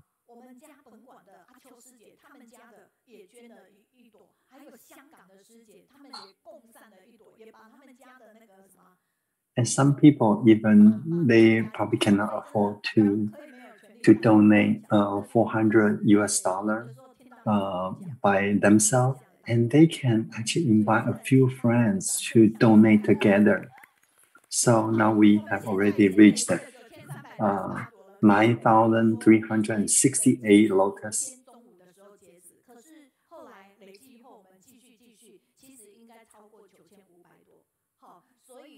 So far we have already reached 9,500 lotus flowers. There are so many countries. Here it lists about 10, 20 countries from, of course, from all around Taiwan.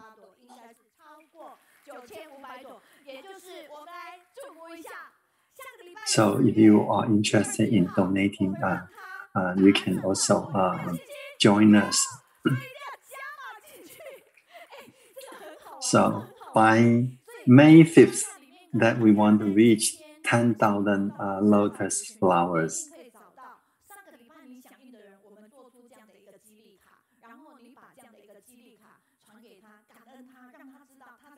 And we also created this thank you card for whoever donate. You can donate to your local 慈济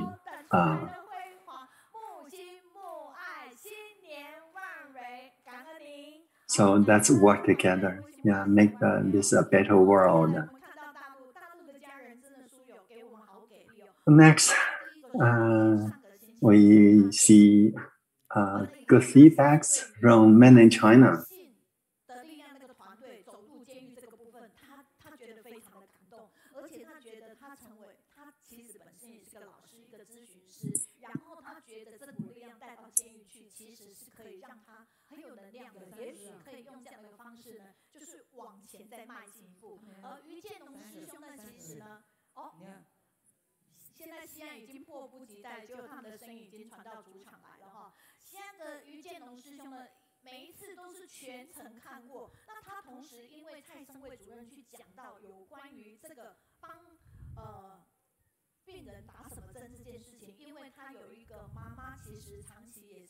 So these are some stories from mainland China's audience.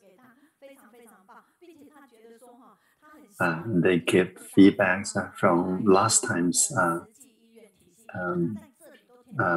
sharings.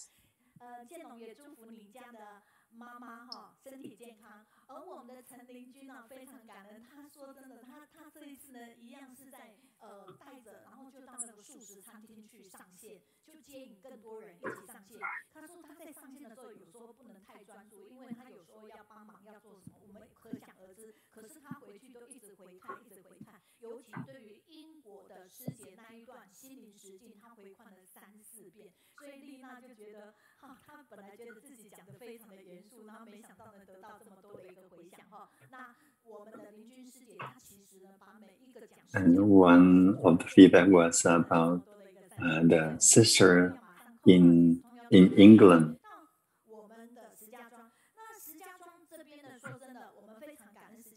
So next we'll be calling out to Shijiazhuang in Hebei province in China.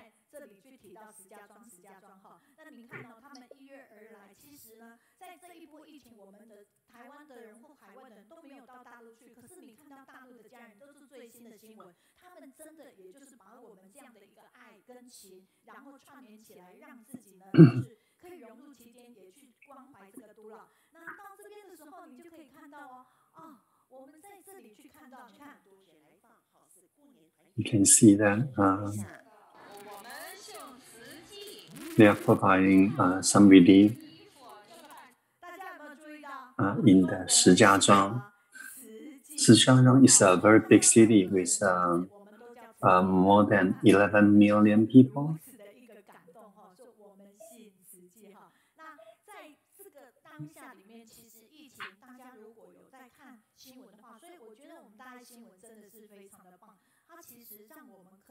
So this mostly from our Ciji Dai TV.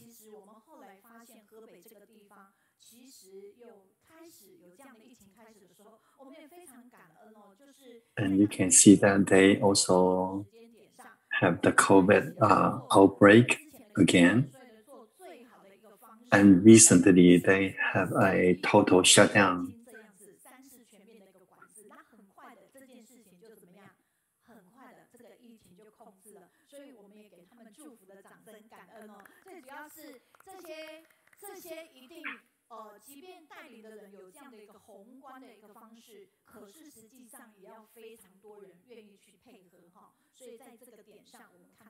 Yeah, and the president actually follow the rule and go to a complete lockdown for 3 days.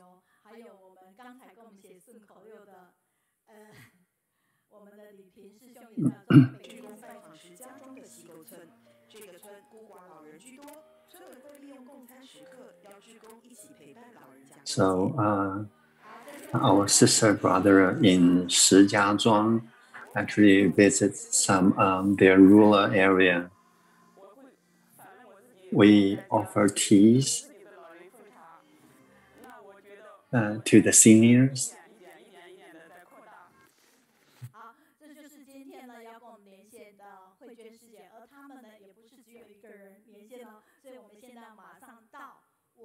Now let's call out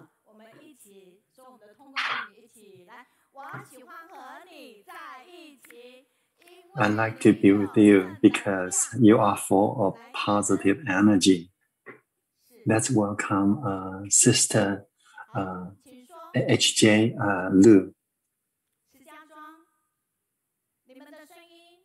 Yeah.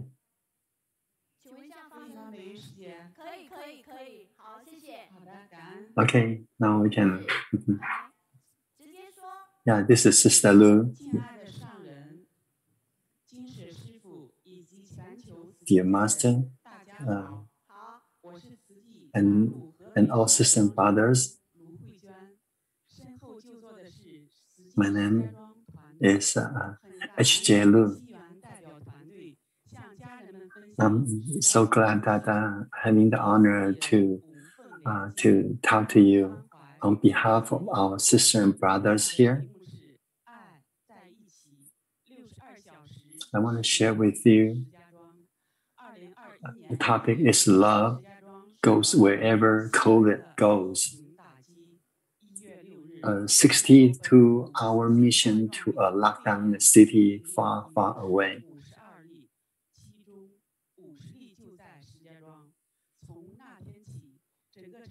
Because of recent outbreak,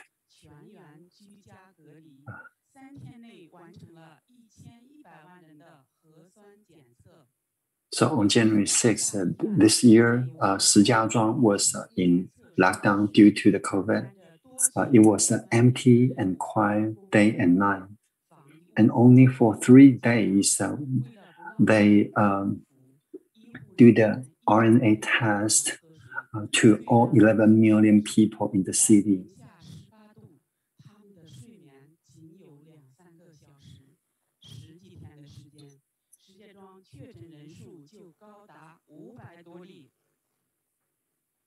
Yeah, there are more than 500 COVID positive case.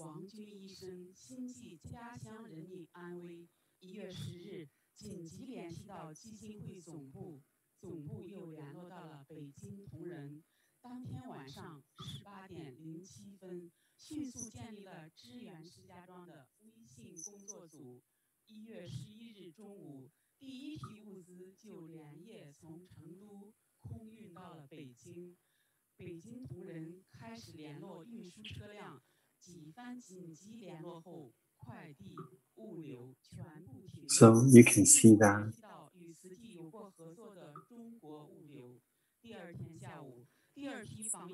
we find that the people to the company to carry the personal protective equipment, PPEs.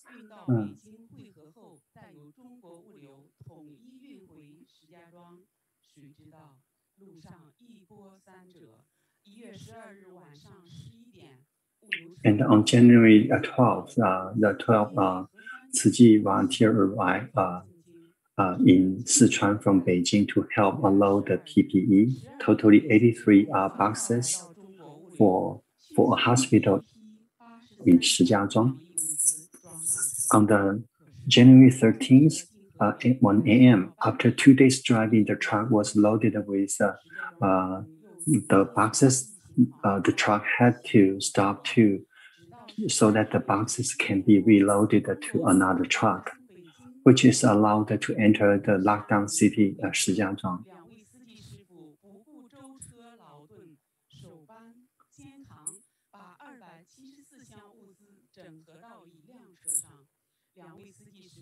Oh, totally, there are more than 200 boxes. They will be able to transfer to the other truck.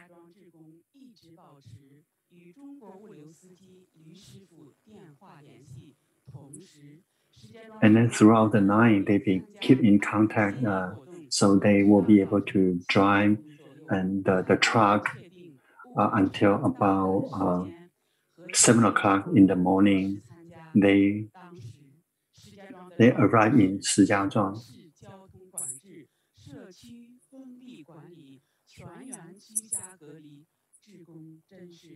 Because of complete lockdown, so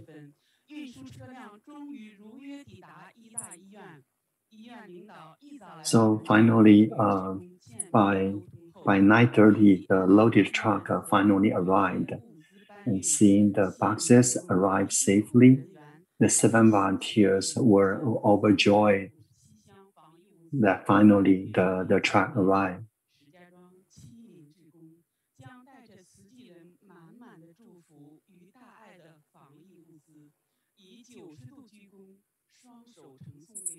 Yeah, it took 2 hours to unload the PPE boxes, and then Tzu Chi volunteer was quite exhausted but full of the smile. It took totally around 62 hours drive and then loading and unloading the effort to complete the mission. Afterwards, that Tzu Chi volunteer were be able to give the Tzu Chi magazine to the hospital, and then presenting respectfully the Tzu Chi eco-friendly blankets and the other products to the hospital. Yeah, we feel so proud to be able to supply the PPEs to the hospital. Yeah, these are 62 very worthy hours. Yeah, Tzu Chi was recognized by the hospital and covered by a few news media, as you can see here.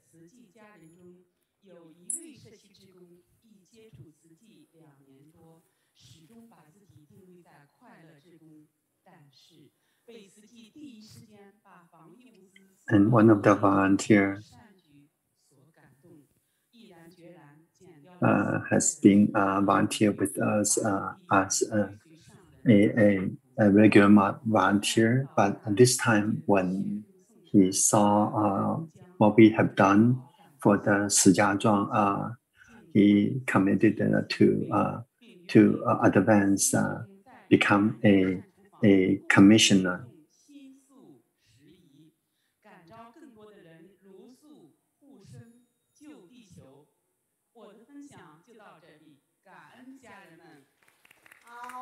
Yeah, thank you all. This is my sharing.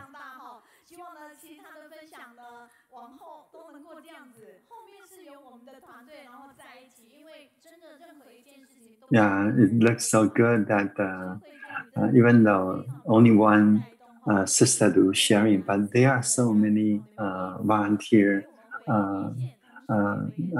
sitting behind, supporting her.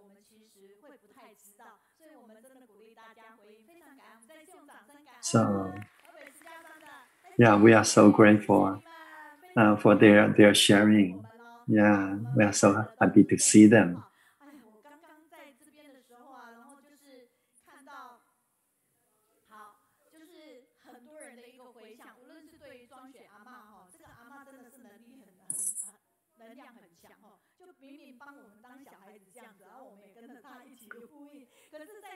So earlier we hear from Sister Zhang Xie.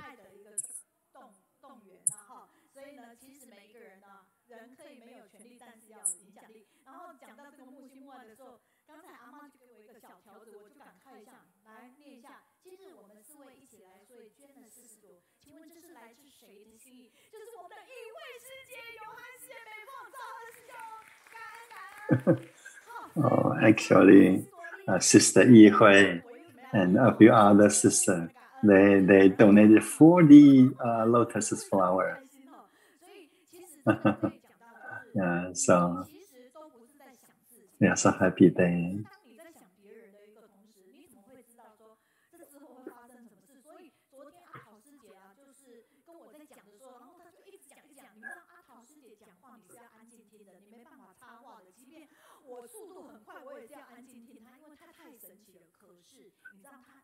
Sister Atal was just talking to Sister Ming-Jun.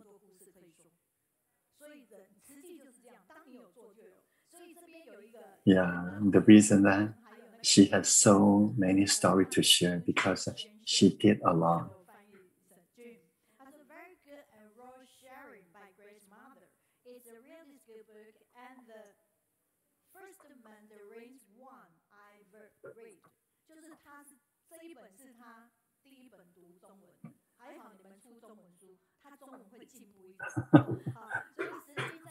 One of the audience share about that. This is the first Chinese book that he read. He was saying that Sister Yi-Hui and Brother Johan's sharing was so wonderful. A very deep sharing.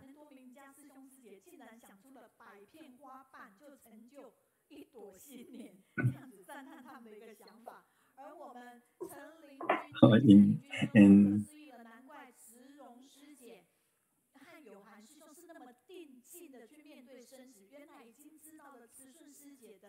And one of the sharing was that it says to find 100 people to donate one lotus flower, which is $400 US, right? So so this lotus has 100 petals. So that's so lovely that even poor people can be a part of this 10,000 lotus.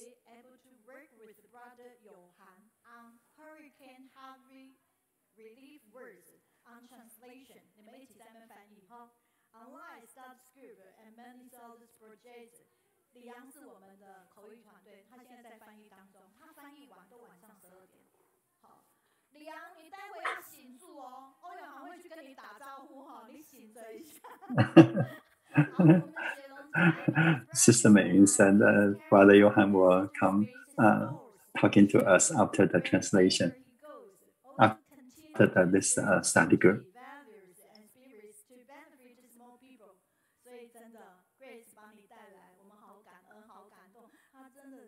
Yeah, we are so glad and grateful to hear the story of the Sister Grace.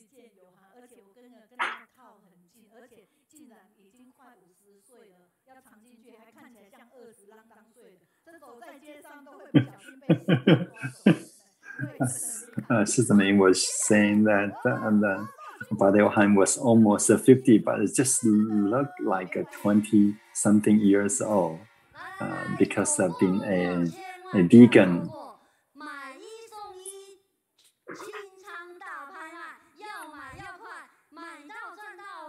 Don't miss.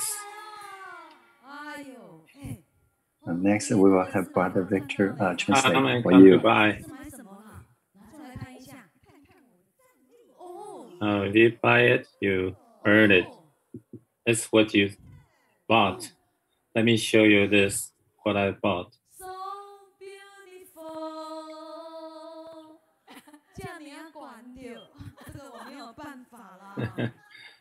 So beautiful.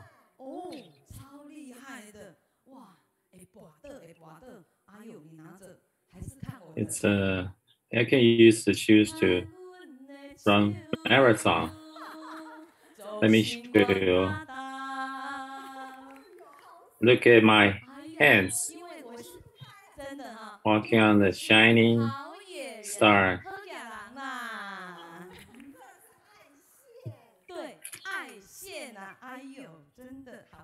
Because I'm a rich person, I like to show myself. It's so beautiful. See what I bought. Where are you going? Or are you going to the recycling center?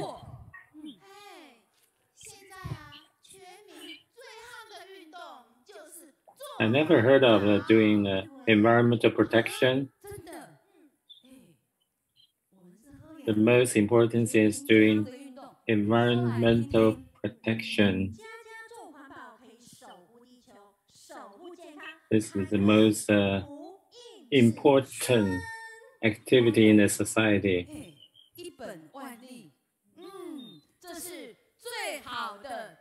Do the environmental protection can help the society.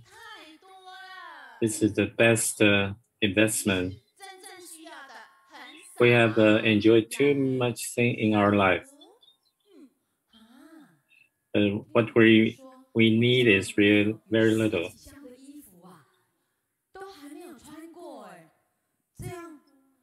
So I have any boxes of clothes. I never wear it yet. So every day I'm reducing my luck. I have 1,000 pair of high heel shoes. But every day I have nothing to do.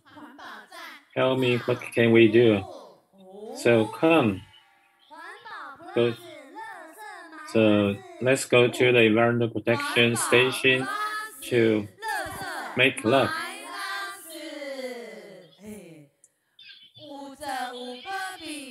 So environmental protection plus garbage minus. The more you do, the more you like it. We earn happiness. Let's go. Doing protection to get healthy. Doing environmental protection, the earth has no trouble. Let's go do the good thing together. How about that? If you agree, let's all stand up. Let's do some exercise. The song is Satisfaction.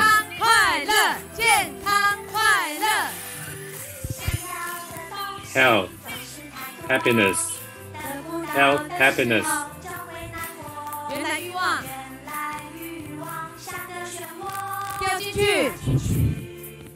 We always want a lot of things. When we cannot get it, we get disappointed. Every time when I spend money, always not enough money to spend. Just cherish what you already have.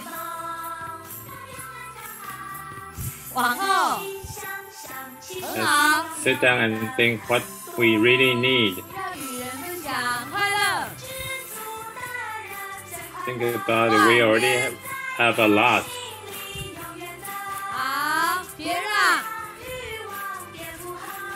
Satisfaction will always bring happiness.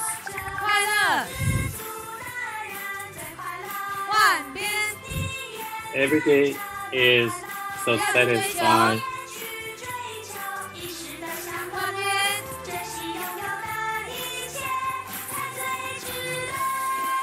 Do not run for something you don't need.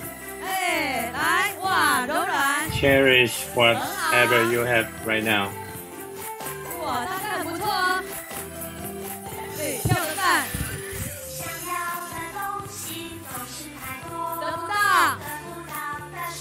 Everybody's doing very good. We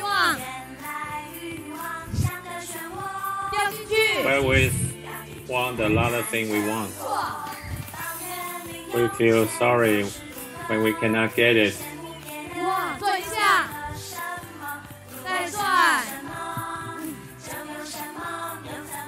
Every time we don't have enough money to spend.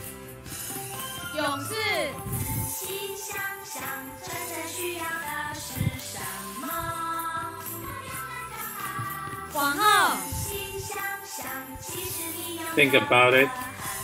What do you really need?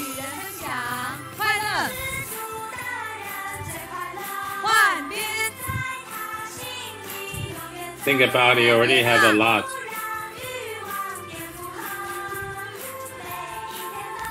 Satisfactions always bring happiness. Don't have too much desire. Satisfaction bring happiness.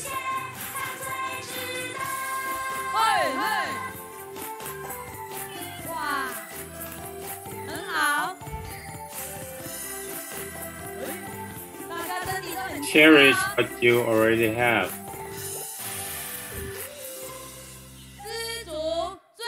Very good.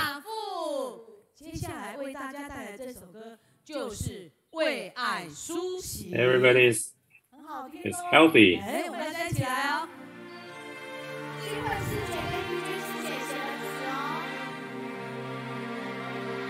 Satisfaction is biggest richness.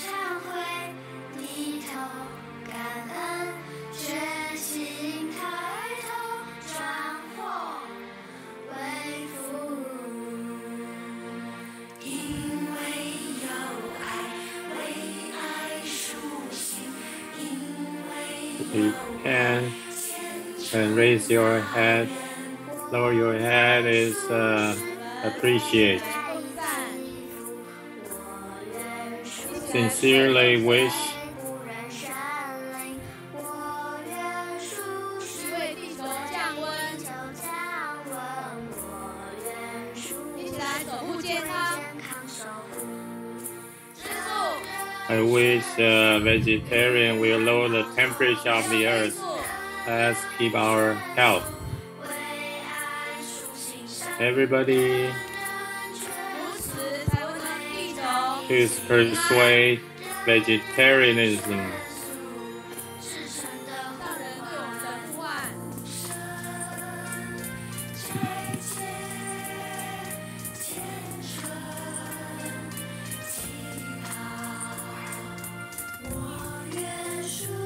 Everybody persuade vegetarianism will bring peace to the earth. 为地球降温， Be sincere. Pray. 为健康守护。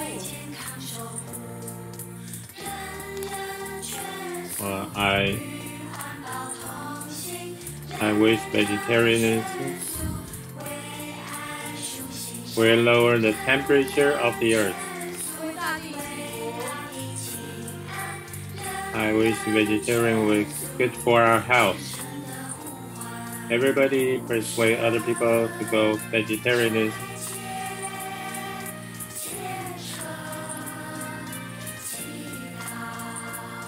Everybody go vegetarianism will bring luck to the earth. 关爱， Protect the animals. Sincerely pray. 好，让我们新手家人大声唱哦。一战破天灾， More vegetarianism will bring peace, harmony to the earth. 念诵大天，善念共振，日日平安。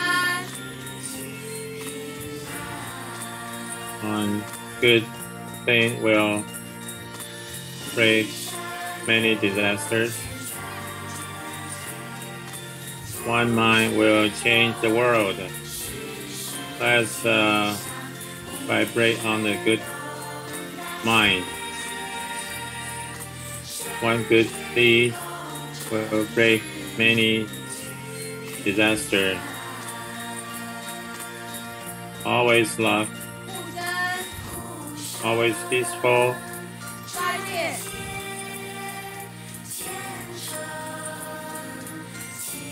Good 在世 thought, 间，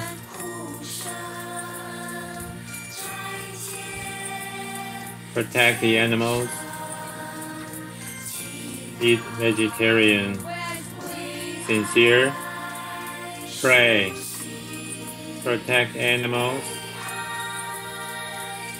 be vegetarian, sincerely, pray. 让我们一起为爱出行，非速不可，好不好？好，平 Or 安 be 健 vegetarian 康 for 感 love. 恩大家，谢谢，非常感恩。我发现这个锣哈，以后我们这里要准备一个，然后只要阿嬷来，我们要用锣声来提醒， Let's pray. 真是可爱了。 Let's be vegetarian. 这边呢，我们的 Thanks. 喜明师兄刘喜明师兄 ，I want to follow brother Johan 的 steps。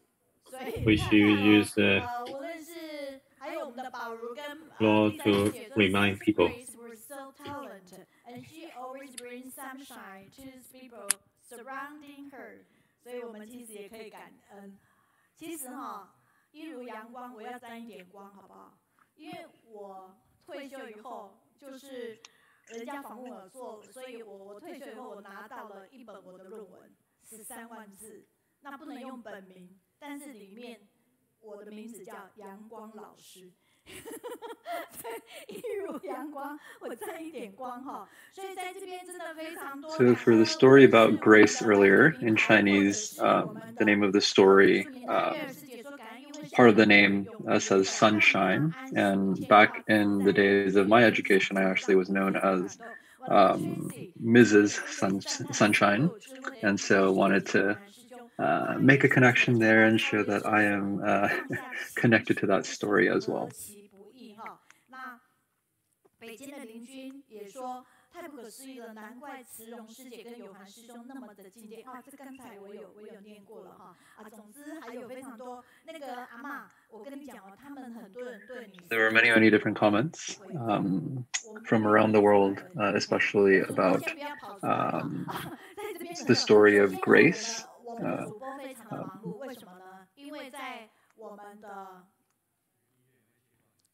音乐有切断。Now, next, we're inviting someone from the .I channel, specifically a news reporter. 好，我们看一下哈，其实如果你有跟着云端的话，我们其实 specifically a news anchor. 就是这样东奔西跑。所以前段时间我们的屏东分会30周年，我们就看到哇。是明君主持哎，那为什么是明君主持呢？很简单啊，因为亲和力够讲2阶第3。So if you follow us online, you'll often see this news anchor just running around everywhere. And recently there was an event in Pingdong, the very southernmost point of Taiwan, and he was hosting an event there as well. 这样的一个情感，然后之后呢，明君他们呢，还有包括我们的子家人，就跟人去互动。我们都在那个场分里面，我们其实都觉得说，天哪，我们好想去参加这一场哦，因为整个氛围其实是很好，而且他们之前好像听这么讲，好像也不是全然是吃素的。可是 anytime he hosts an event, even if it's something that we're watching virtually, you just feel so much like you want to be there because he's created such a good atmosphere for the event. At the same time, like, what are all the things he's doing? He's a news anchor, but there are also so many other things that he's doing.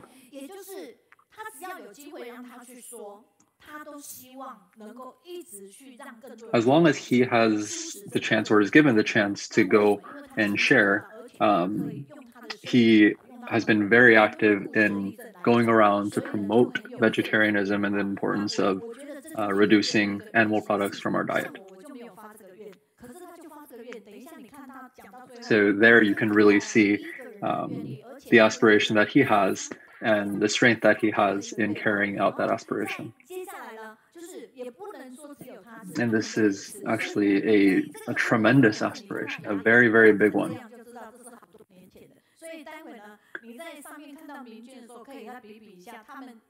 And it's not just him that's vegetarian, it's his family as well. So you can see his family over here and his cute kids.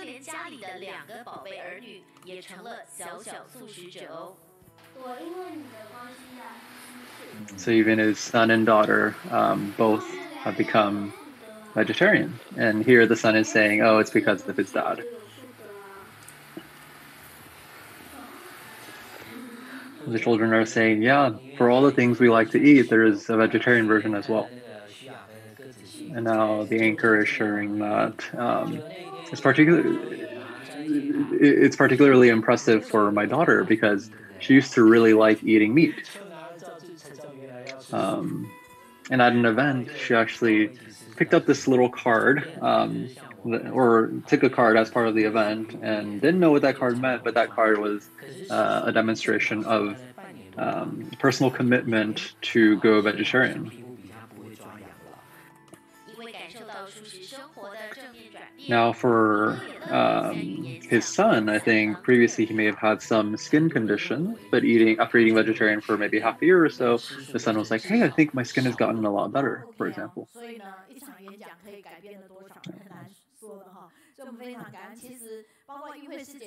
And he's given many, many talks promoting vegetarianism, and through those talks has influenced many people to try or become vegetarian.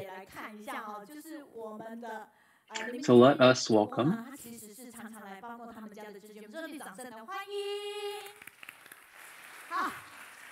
Ming-Jun, who is the news anchor, who will be sharing with us today. You can really tell that he's a news anchor. As he walks out, it's just a different stature that he carries. It's like he is more, or he's younger every time we see him. Doesn't he seem like he gets younger year by year?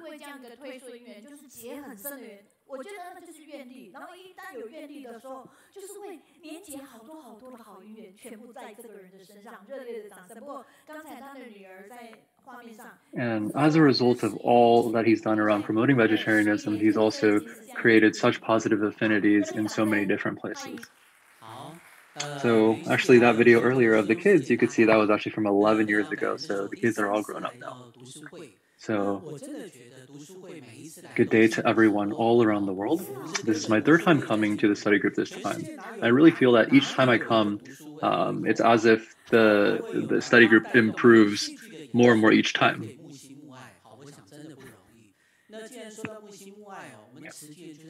You see, there are so many things scheduled across the entire program, and so it really is impressive.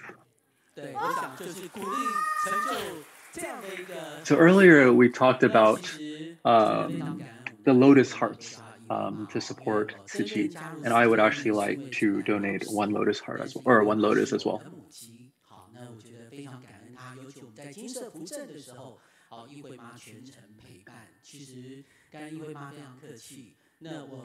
So my joining Tzu Chi is due to a particular volunteer, sister who was pretty much my mentor as I was becoming a certified Tzu Chi volunteer, and she was one of the speakers who shared earlier, Grace's mother, I believe.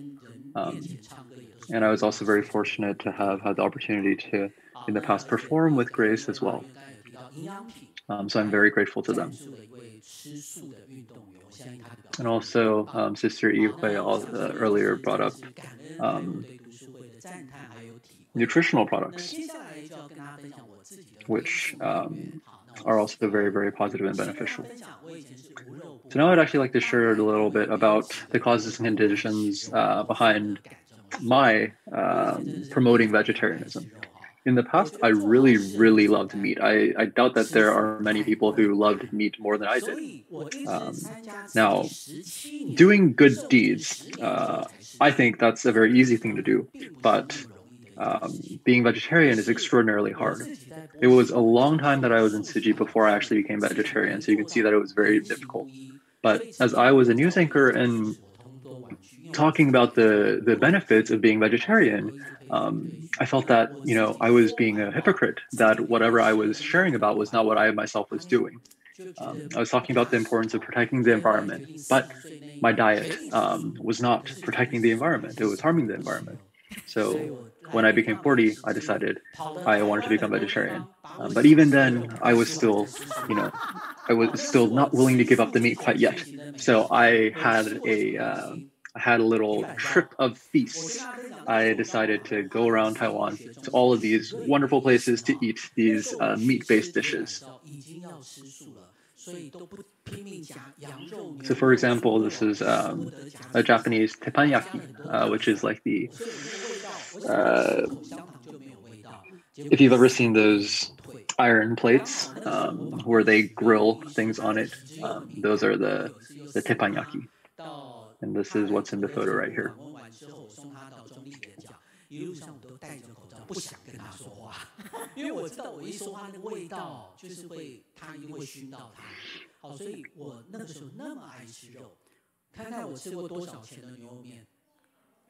At that time, I really, more so than even enjoyed meat, I was crazy about meat. For example, I had beef noodle soup that was 3,000 Taiwanese dollars, which is the equivalent of approximately $100 USD. And all sorts of different meals like this, very expensive and exquisite meals like this, all meat-based, that I enjoyed in that last little trip of feasts before I became vegetarian. Now, what I want to share is what I have felt since I've become vegetarian. Since I became vegetarian, I have felt that my energy levels have increased and improved significantly. In the past, when I was getting pretty much made up for my news segment, I would fall asleep at the chair, just waiting as my hair and my makeup was done. But then afterwards, I felt that no longer was that the case. And in many different ways, my health improved. On the left is when I was 29, when I had my makeup done. And on the right is when I'm 49 without makeup. And from my personal perspective, I actually don't feel like there's much of a difference between these two. It's almost as if I've become younger. Just like Johan, we look younger and younger because we're vegetarian. And I'm also a runner.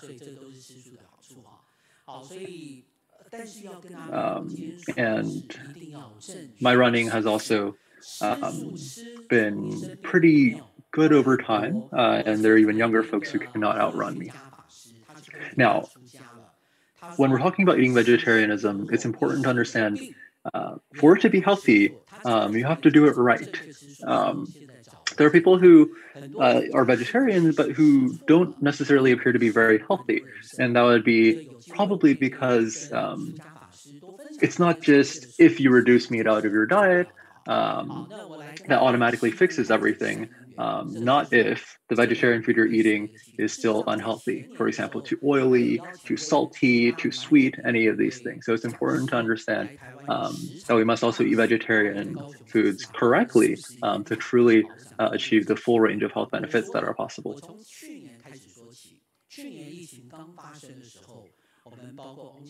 So I'll start sharing beginning about last year or so. Last year when the pandemic had just about begun, there was a prayer ceremony at Taiwan's Longshan Temple. And I had the opportunity to meet Longshan Temple's chairman and had the opportunity to interview that chairman, Mr. Huang. And Longshan Temple is actually one of the first ones. Actually, no, we'll move on from there. And we also talked to a few other Dharma masters as well.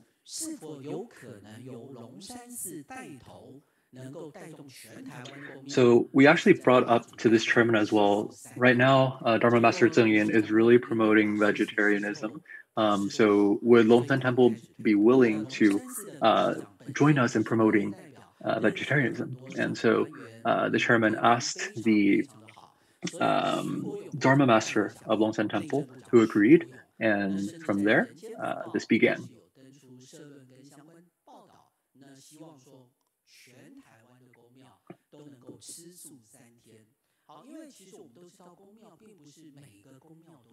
And specifically, the effort would be to not only for Longshan Temple, but to encourage other temples all across Taiwan to promote vegetarianism for 3 days. And from this promotion event, there were actually many, many different causes and conditions, very positive causes and conditions that resulted from this promotion. So let's take a look at these videos.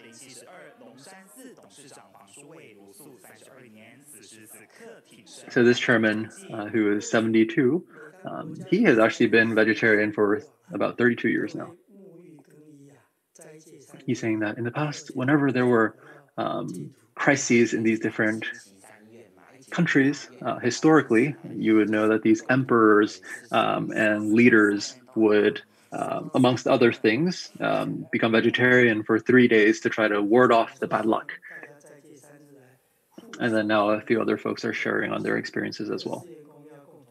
And so through this promotion event, what we're saying is that through promoting vegetarianism, we want to protect life and help to mitigate the current effects of the pandemic and also prevent future ones.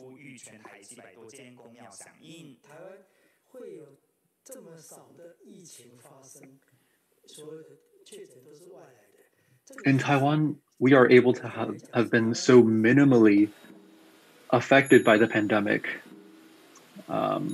because Taiwanese people have accumulated a lot of blessings over time. And so we hope that through promoting vegetarianism further, we can further create blessings, not just for Taiwan, but for the world.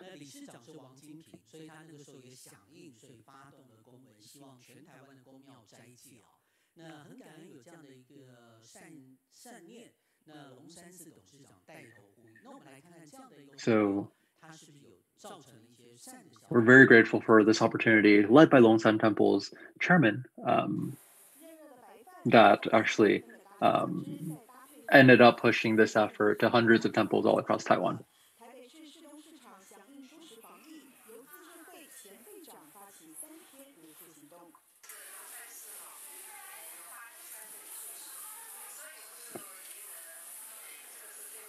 So here is another video showing the promotion efforts.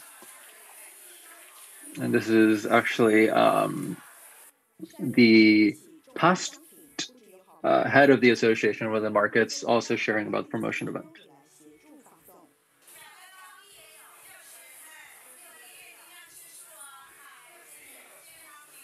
So this ended up becoming an effort amongst community members and of course with Tzu Chi volunteers as well. And you can see here, it's actually what seems like a family in the butchering business.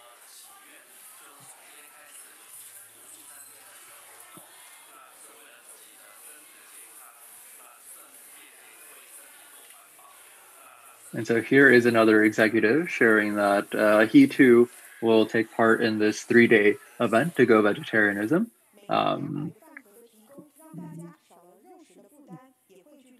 Yep. And so through all of these vegetarian meals that were given out, they are the equivalent of all of the meals that would have had meat that were avoided. And so this year, Longshan Temple will continue to promote vegetarianism at different points in time throughout the year. There's another temple called the Caohsiung Temple in Beigang. They are referred to or thought of as almost the key temple for the Mazu goddess in Taiwan.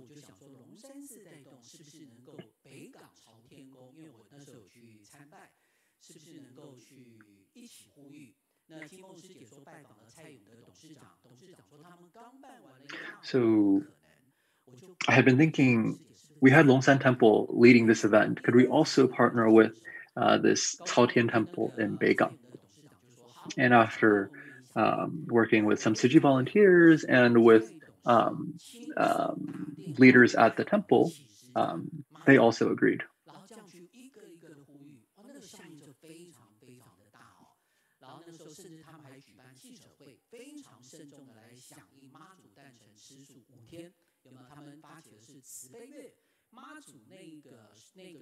And this ended up being a very big event pushed by Caohsiung Temple as well.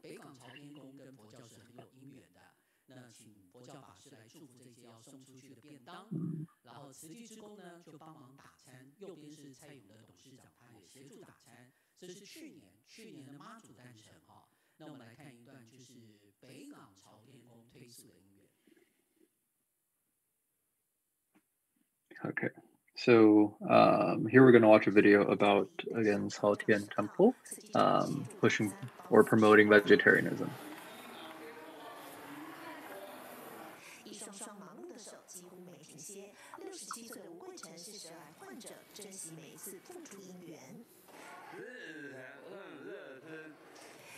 For example, this volunteer right now is, I believe, 67, and either has or had tongue cancer, and is very grateful for every opportunity he has to give of himself. This next volunteer is sharing about the importance of being vegetarian, especially right now, to help us to, as quickly as possible, help to make the pandemic go away.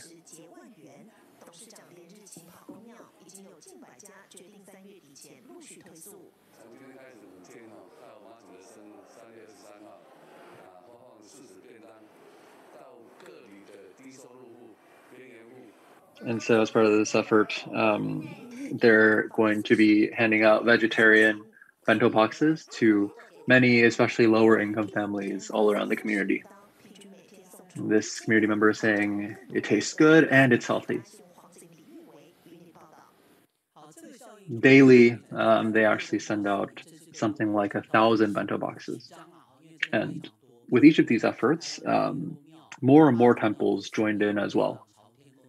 Temples all across Taiwan, and especially many temples that worship the Mazu goddess, led by the Taotian temple.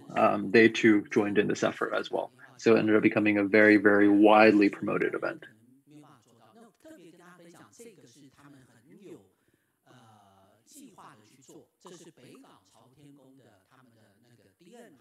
And specifically, we can see that this promotion event was executed very methodically. So for example, you can see each of these different temples, all they had to do was change the photo, change the name, and they could use the same promotional material, right? So it was a very streamlined process that could be quickly and widely spread.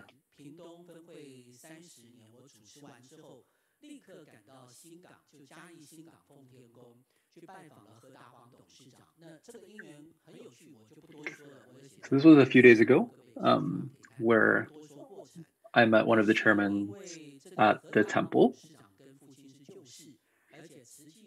in Jiayi.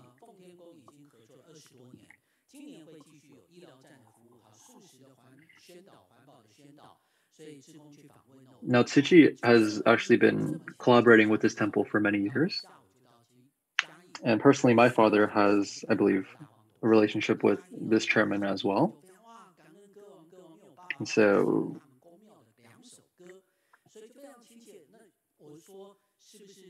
yeah, actually,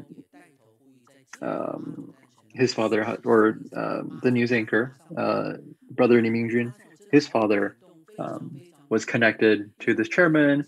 And as a result, when they found out about all of these connections, they very quickly built a connection there.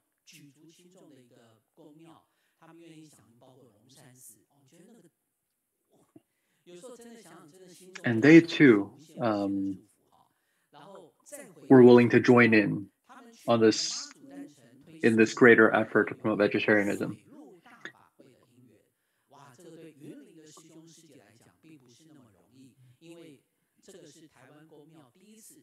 So last year, after the other event around the Mazu goddess's birthday, they also held a religious assembly that is meant to be a religious ceremony almost to bring peace to, I would say, spirits and souls.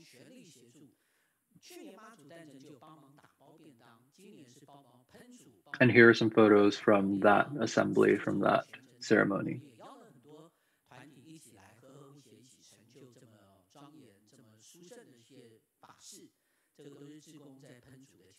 Specifically, many of our Tzu Chi volunteers also supported in this event, such as through preparing the vegetarian meals in this event that is that spans, I want to say, 14 days or so.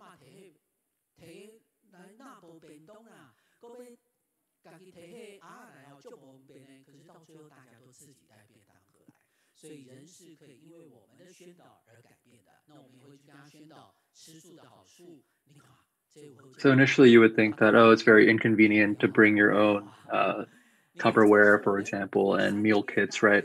But you could see that through the way we messaged this into the community, and especially considering the situations around the pandemic, folks were actually willing to bring their own meal containers, which ended up being much better for the environment as well. So 14 days of event, 28 meals for folks to eat as much as they wanted. And I had actually recommended too, could we maybe show the nutrition facts of the food we were preparing? And one of our volunteers was a nutritionist, and they, in fact, did put out this information. And for a lot of this promotional materials, we would put not only the nutritional content, but also Jingsi aphorisms by Dharma Master Zheng Yin. So lots of photos here that we'll kind of just quickly jump through.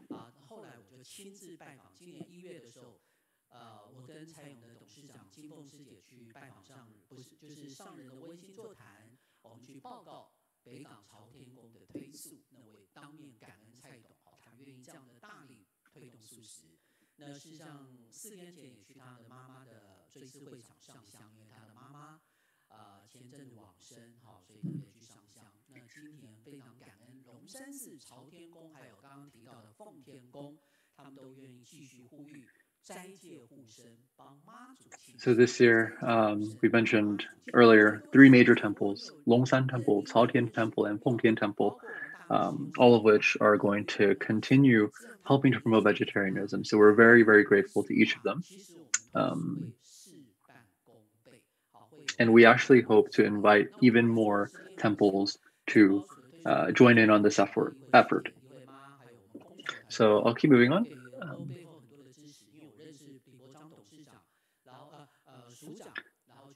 So our National Health Insurance Agency in Taiwan, the head of the agency, Brother Lee here, has also helped us with promoting vegetarianism. Now, have you ever seen someone give toilet paper as a gift? You can see there that I was giving that as a gift to the chairman of the agency, or the head of the agency, to share about our environmental protection efforts through creating this more sustainable toilet paper.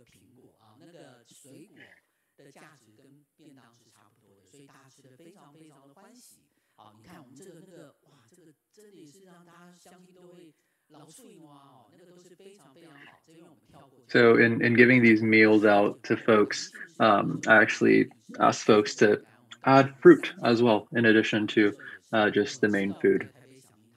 So you can see these various fruits here.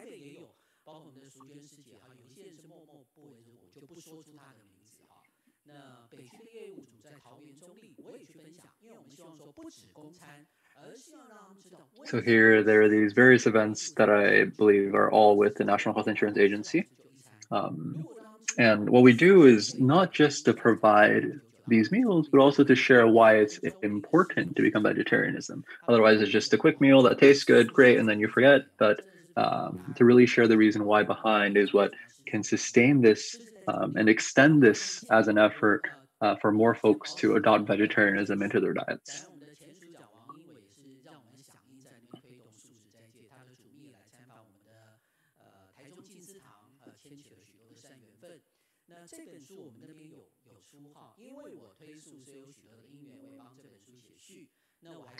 Now, okay.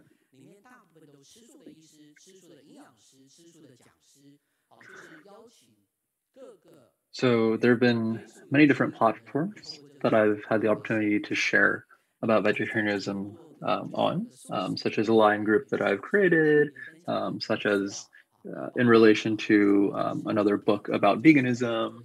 And I've also collected a lot of information and data around the world.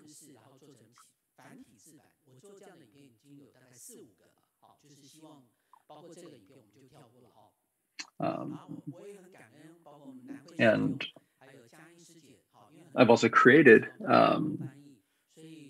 or rather, helped to create clips of translated sharings by other folks around the world also speaking related to veganism or vegetarianism, and specifically creating traditional Chinese translation formats, especially for our brothers and sisters in Taiwan.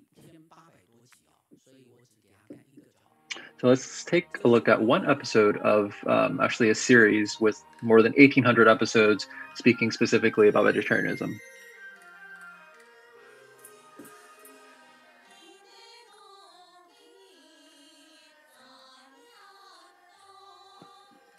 So this is I would call it Chinese opera.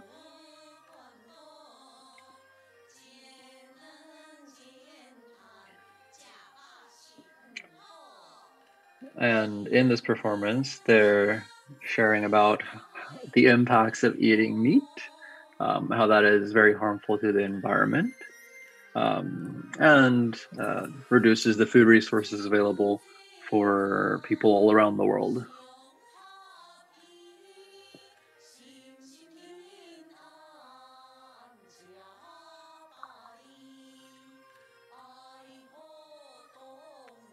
So fruits and vegetables are not only healthy, they leave you feeling very good, not only in body, but also in mind.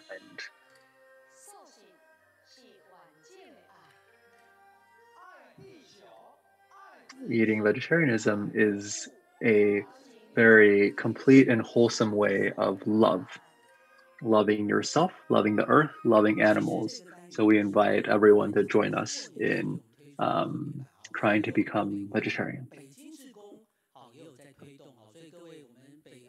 Now, most of these episodes are typically personal sharings, but that was a special episode from our New Year celebration this year.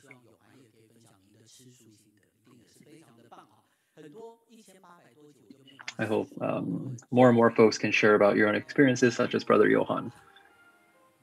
So again, 1,800 some episodes, so let's just jump over this. A lot of these personal sharings. Or not.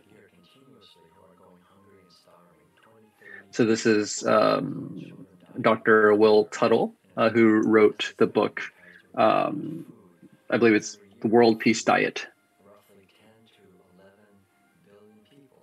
We have about 7.6 billion people, so there's no reason that we're not feeding everyone, except that most of the food that we're growing, over half, we're feeding to imprisoned cows and pigs and chickens and factory farm fishes. This is very inefficient, so this is directly causing hunger to human beings.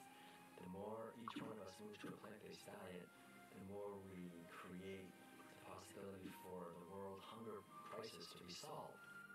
好，这是国际知名的塔托博士哦，他是在国际推出非常非常有名啊。那包括有访问了坎贝尔博士。 So he is an internationally renowned Dr. Tuttle, and there were also other academics, but we won't talk about that for now. So this is me going to a few different universities, connecting with professors there.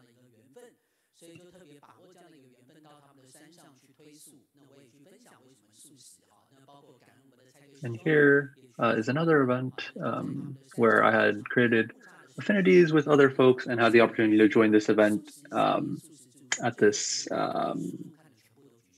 location of practice in the mountains. And at this event, I actually was asking everyone who is willing to join me in trying to be vegetarian, and everyone raised their hands, as you could see. So we're almost out of time, so we'll just quickly jump through all of the photos. And you can see all of this food that we prepared for them. Now, I also shared with Tibetan Buddhist monks. And this right here is Lingji Zen Temple, which is where Dharma Master Zeng Yin became ordained, actually. So another event with, I believe it was the health agency, we also had done a sign language performance, as you can see here.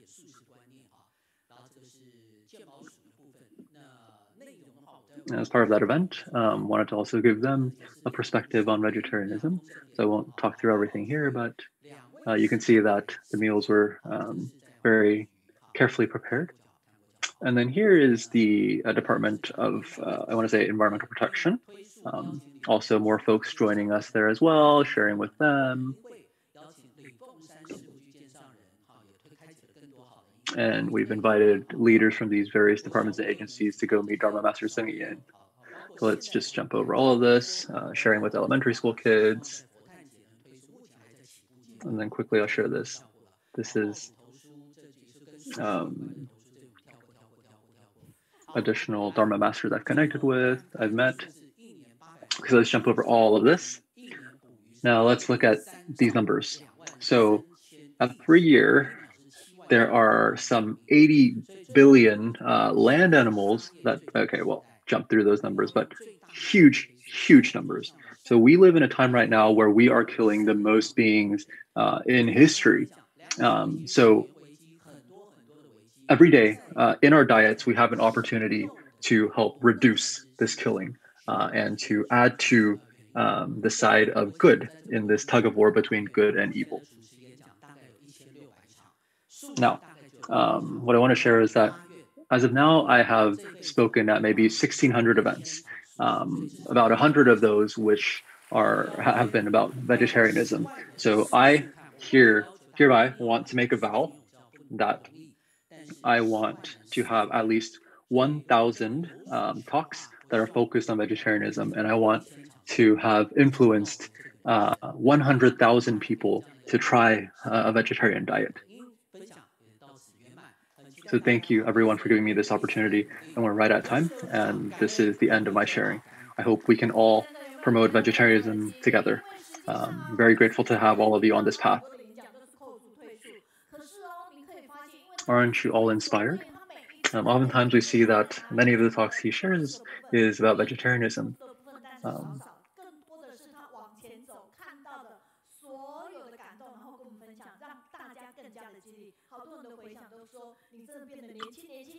Many times we've seen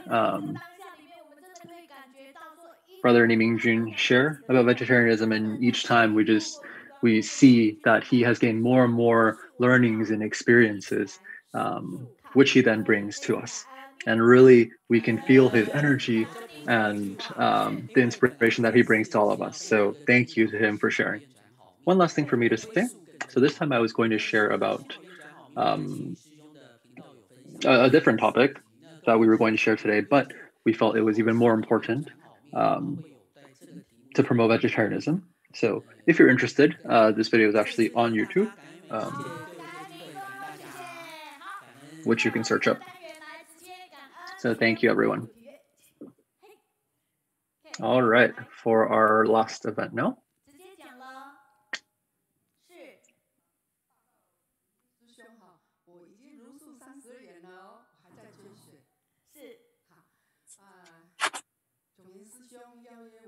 Okay, our next topic is to cultivate the blessing field.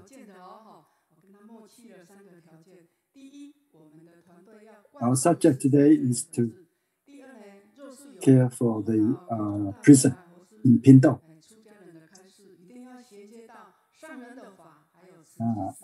Brother invited me to care for the prison.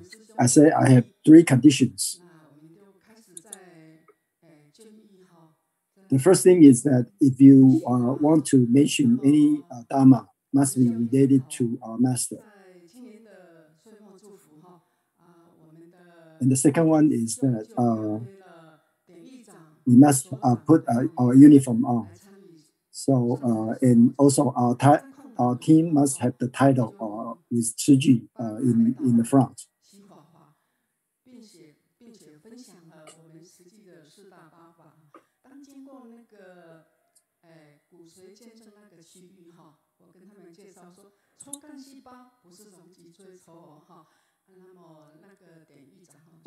When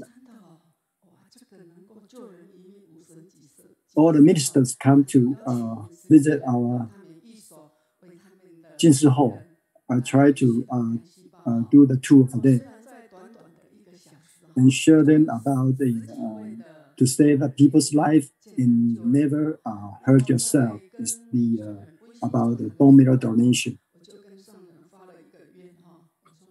even it's just in 1 hour. Yeah, there are more than 10 people willing to donate their blood.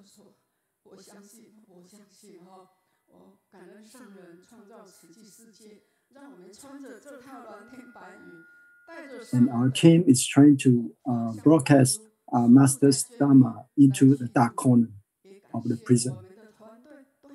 We appreciate our Master create the Chiji world so we can wear the uniform to go into the prison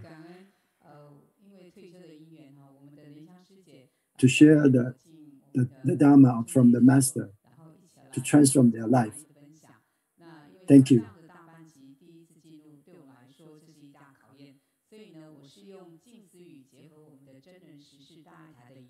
This is Sister Yang.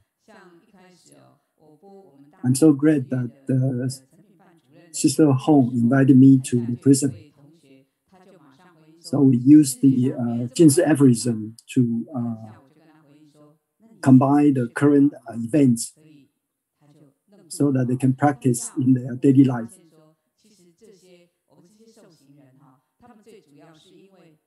But at first they said that it's impossible that there's such a good person in the world. But then we found out that all these people were misleaded when they were young. Now what they need is the good words from our Master, so they will have the right path.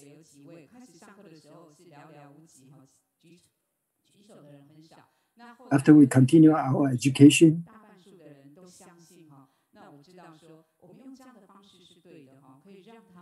I asked them about the law of karma, if they believe it or not. Later in the last class, everyone believed. So this is the right way of education. Yeah, they will believe through our education. This is our team to send the good wish tree in the prison. And last year, when the election date, one of the inmates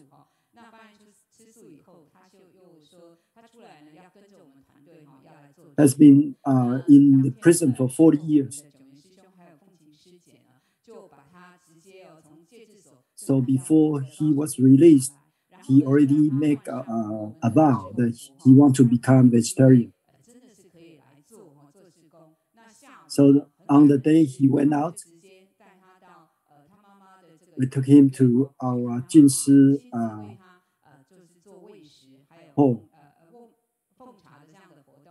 so he can have the chance to become a volunteer. And then in the afternoon, we took him to his mother's senior home.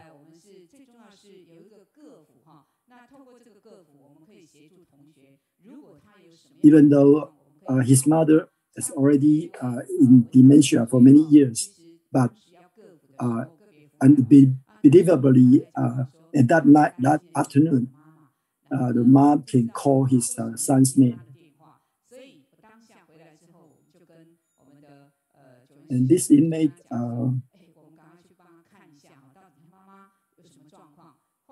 was worried about his mother, but through the performance of the water repentance, he was willing to come to the front, to the stage, to make a wish.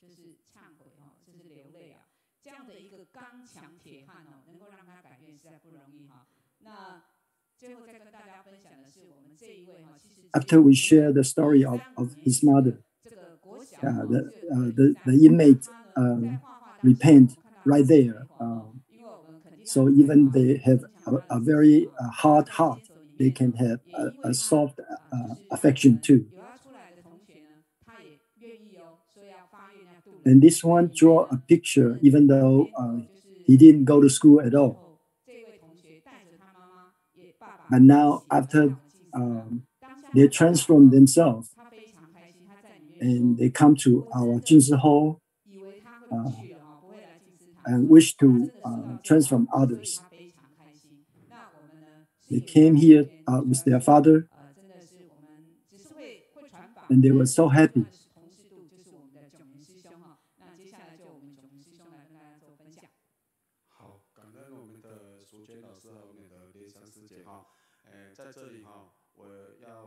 And all our study group can spread the Dharma.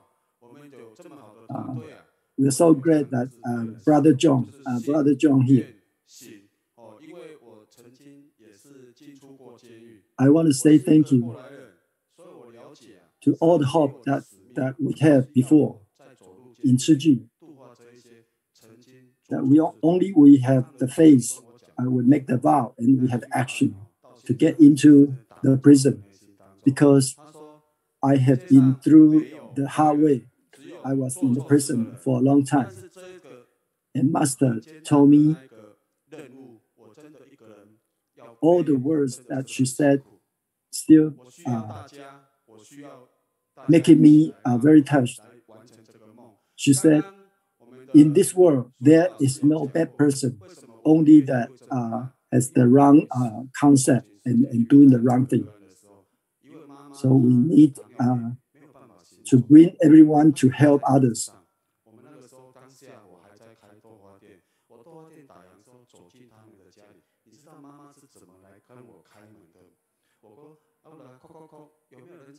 Once when I was visiting a family of an inmate,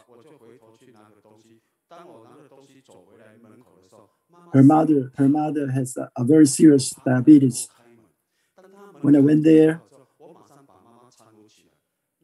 when we knocked on the door, the mother actually was crawling on the floor to the door to open for us. I was so touched, so I hurried up and holding up the mother. So that's the way I have to treat all the inmates as our family, and including their family members too. So I told his mother, said, we will take care of your son. You just don't worry. So last March, when we tried to go there to visit the mother again, she already passed away.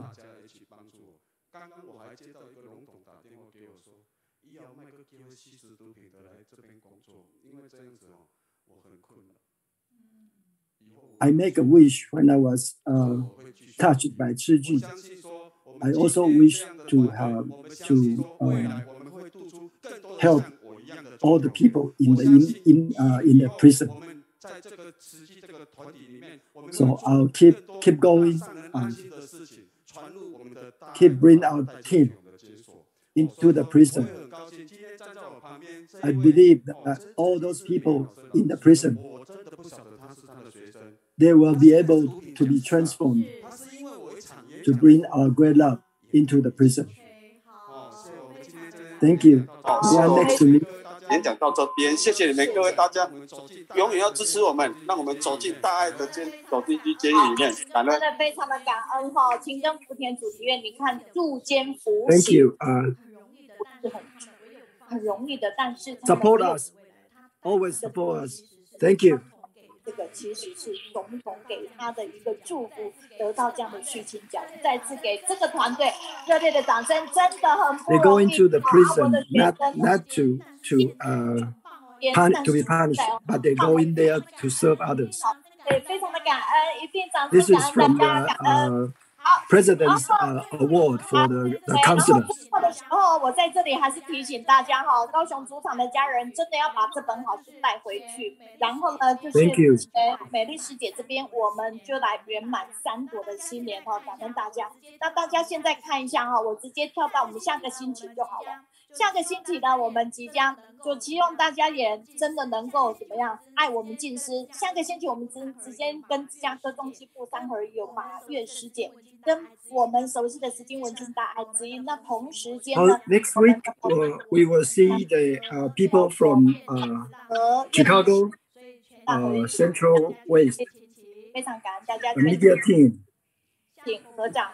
And we have a Dr. Pan from Dai TV, meteorologist. And then Professor He from Education and Communication College in Dai University.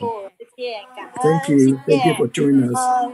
你们请排队先准备拍照，平均你帮他们，其他你们东西拿着，我们马上去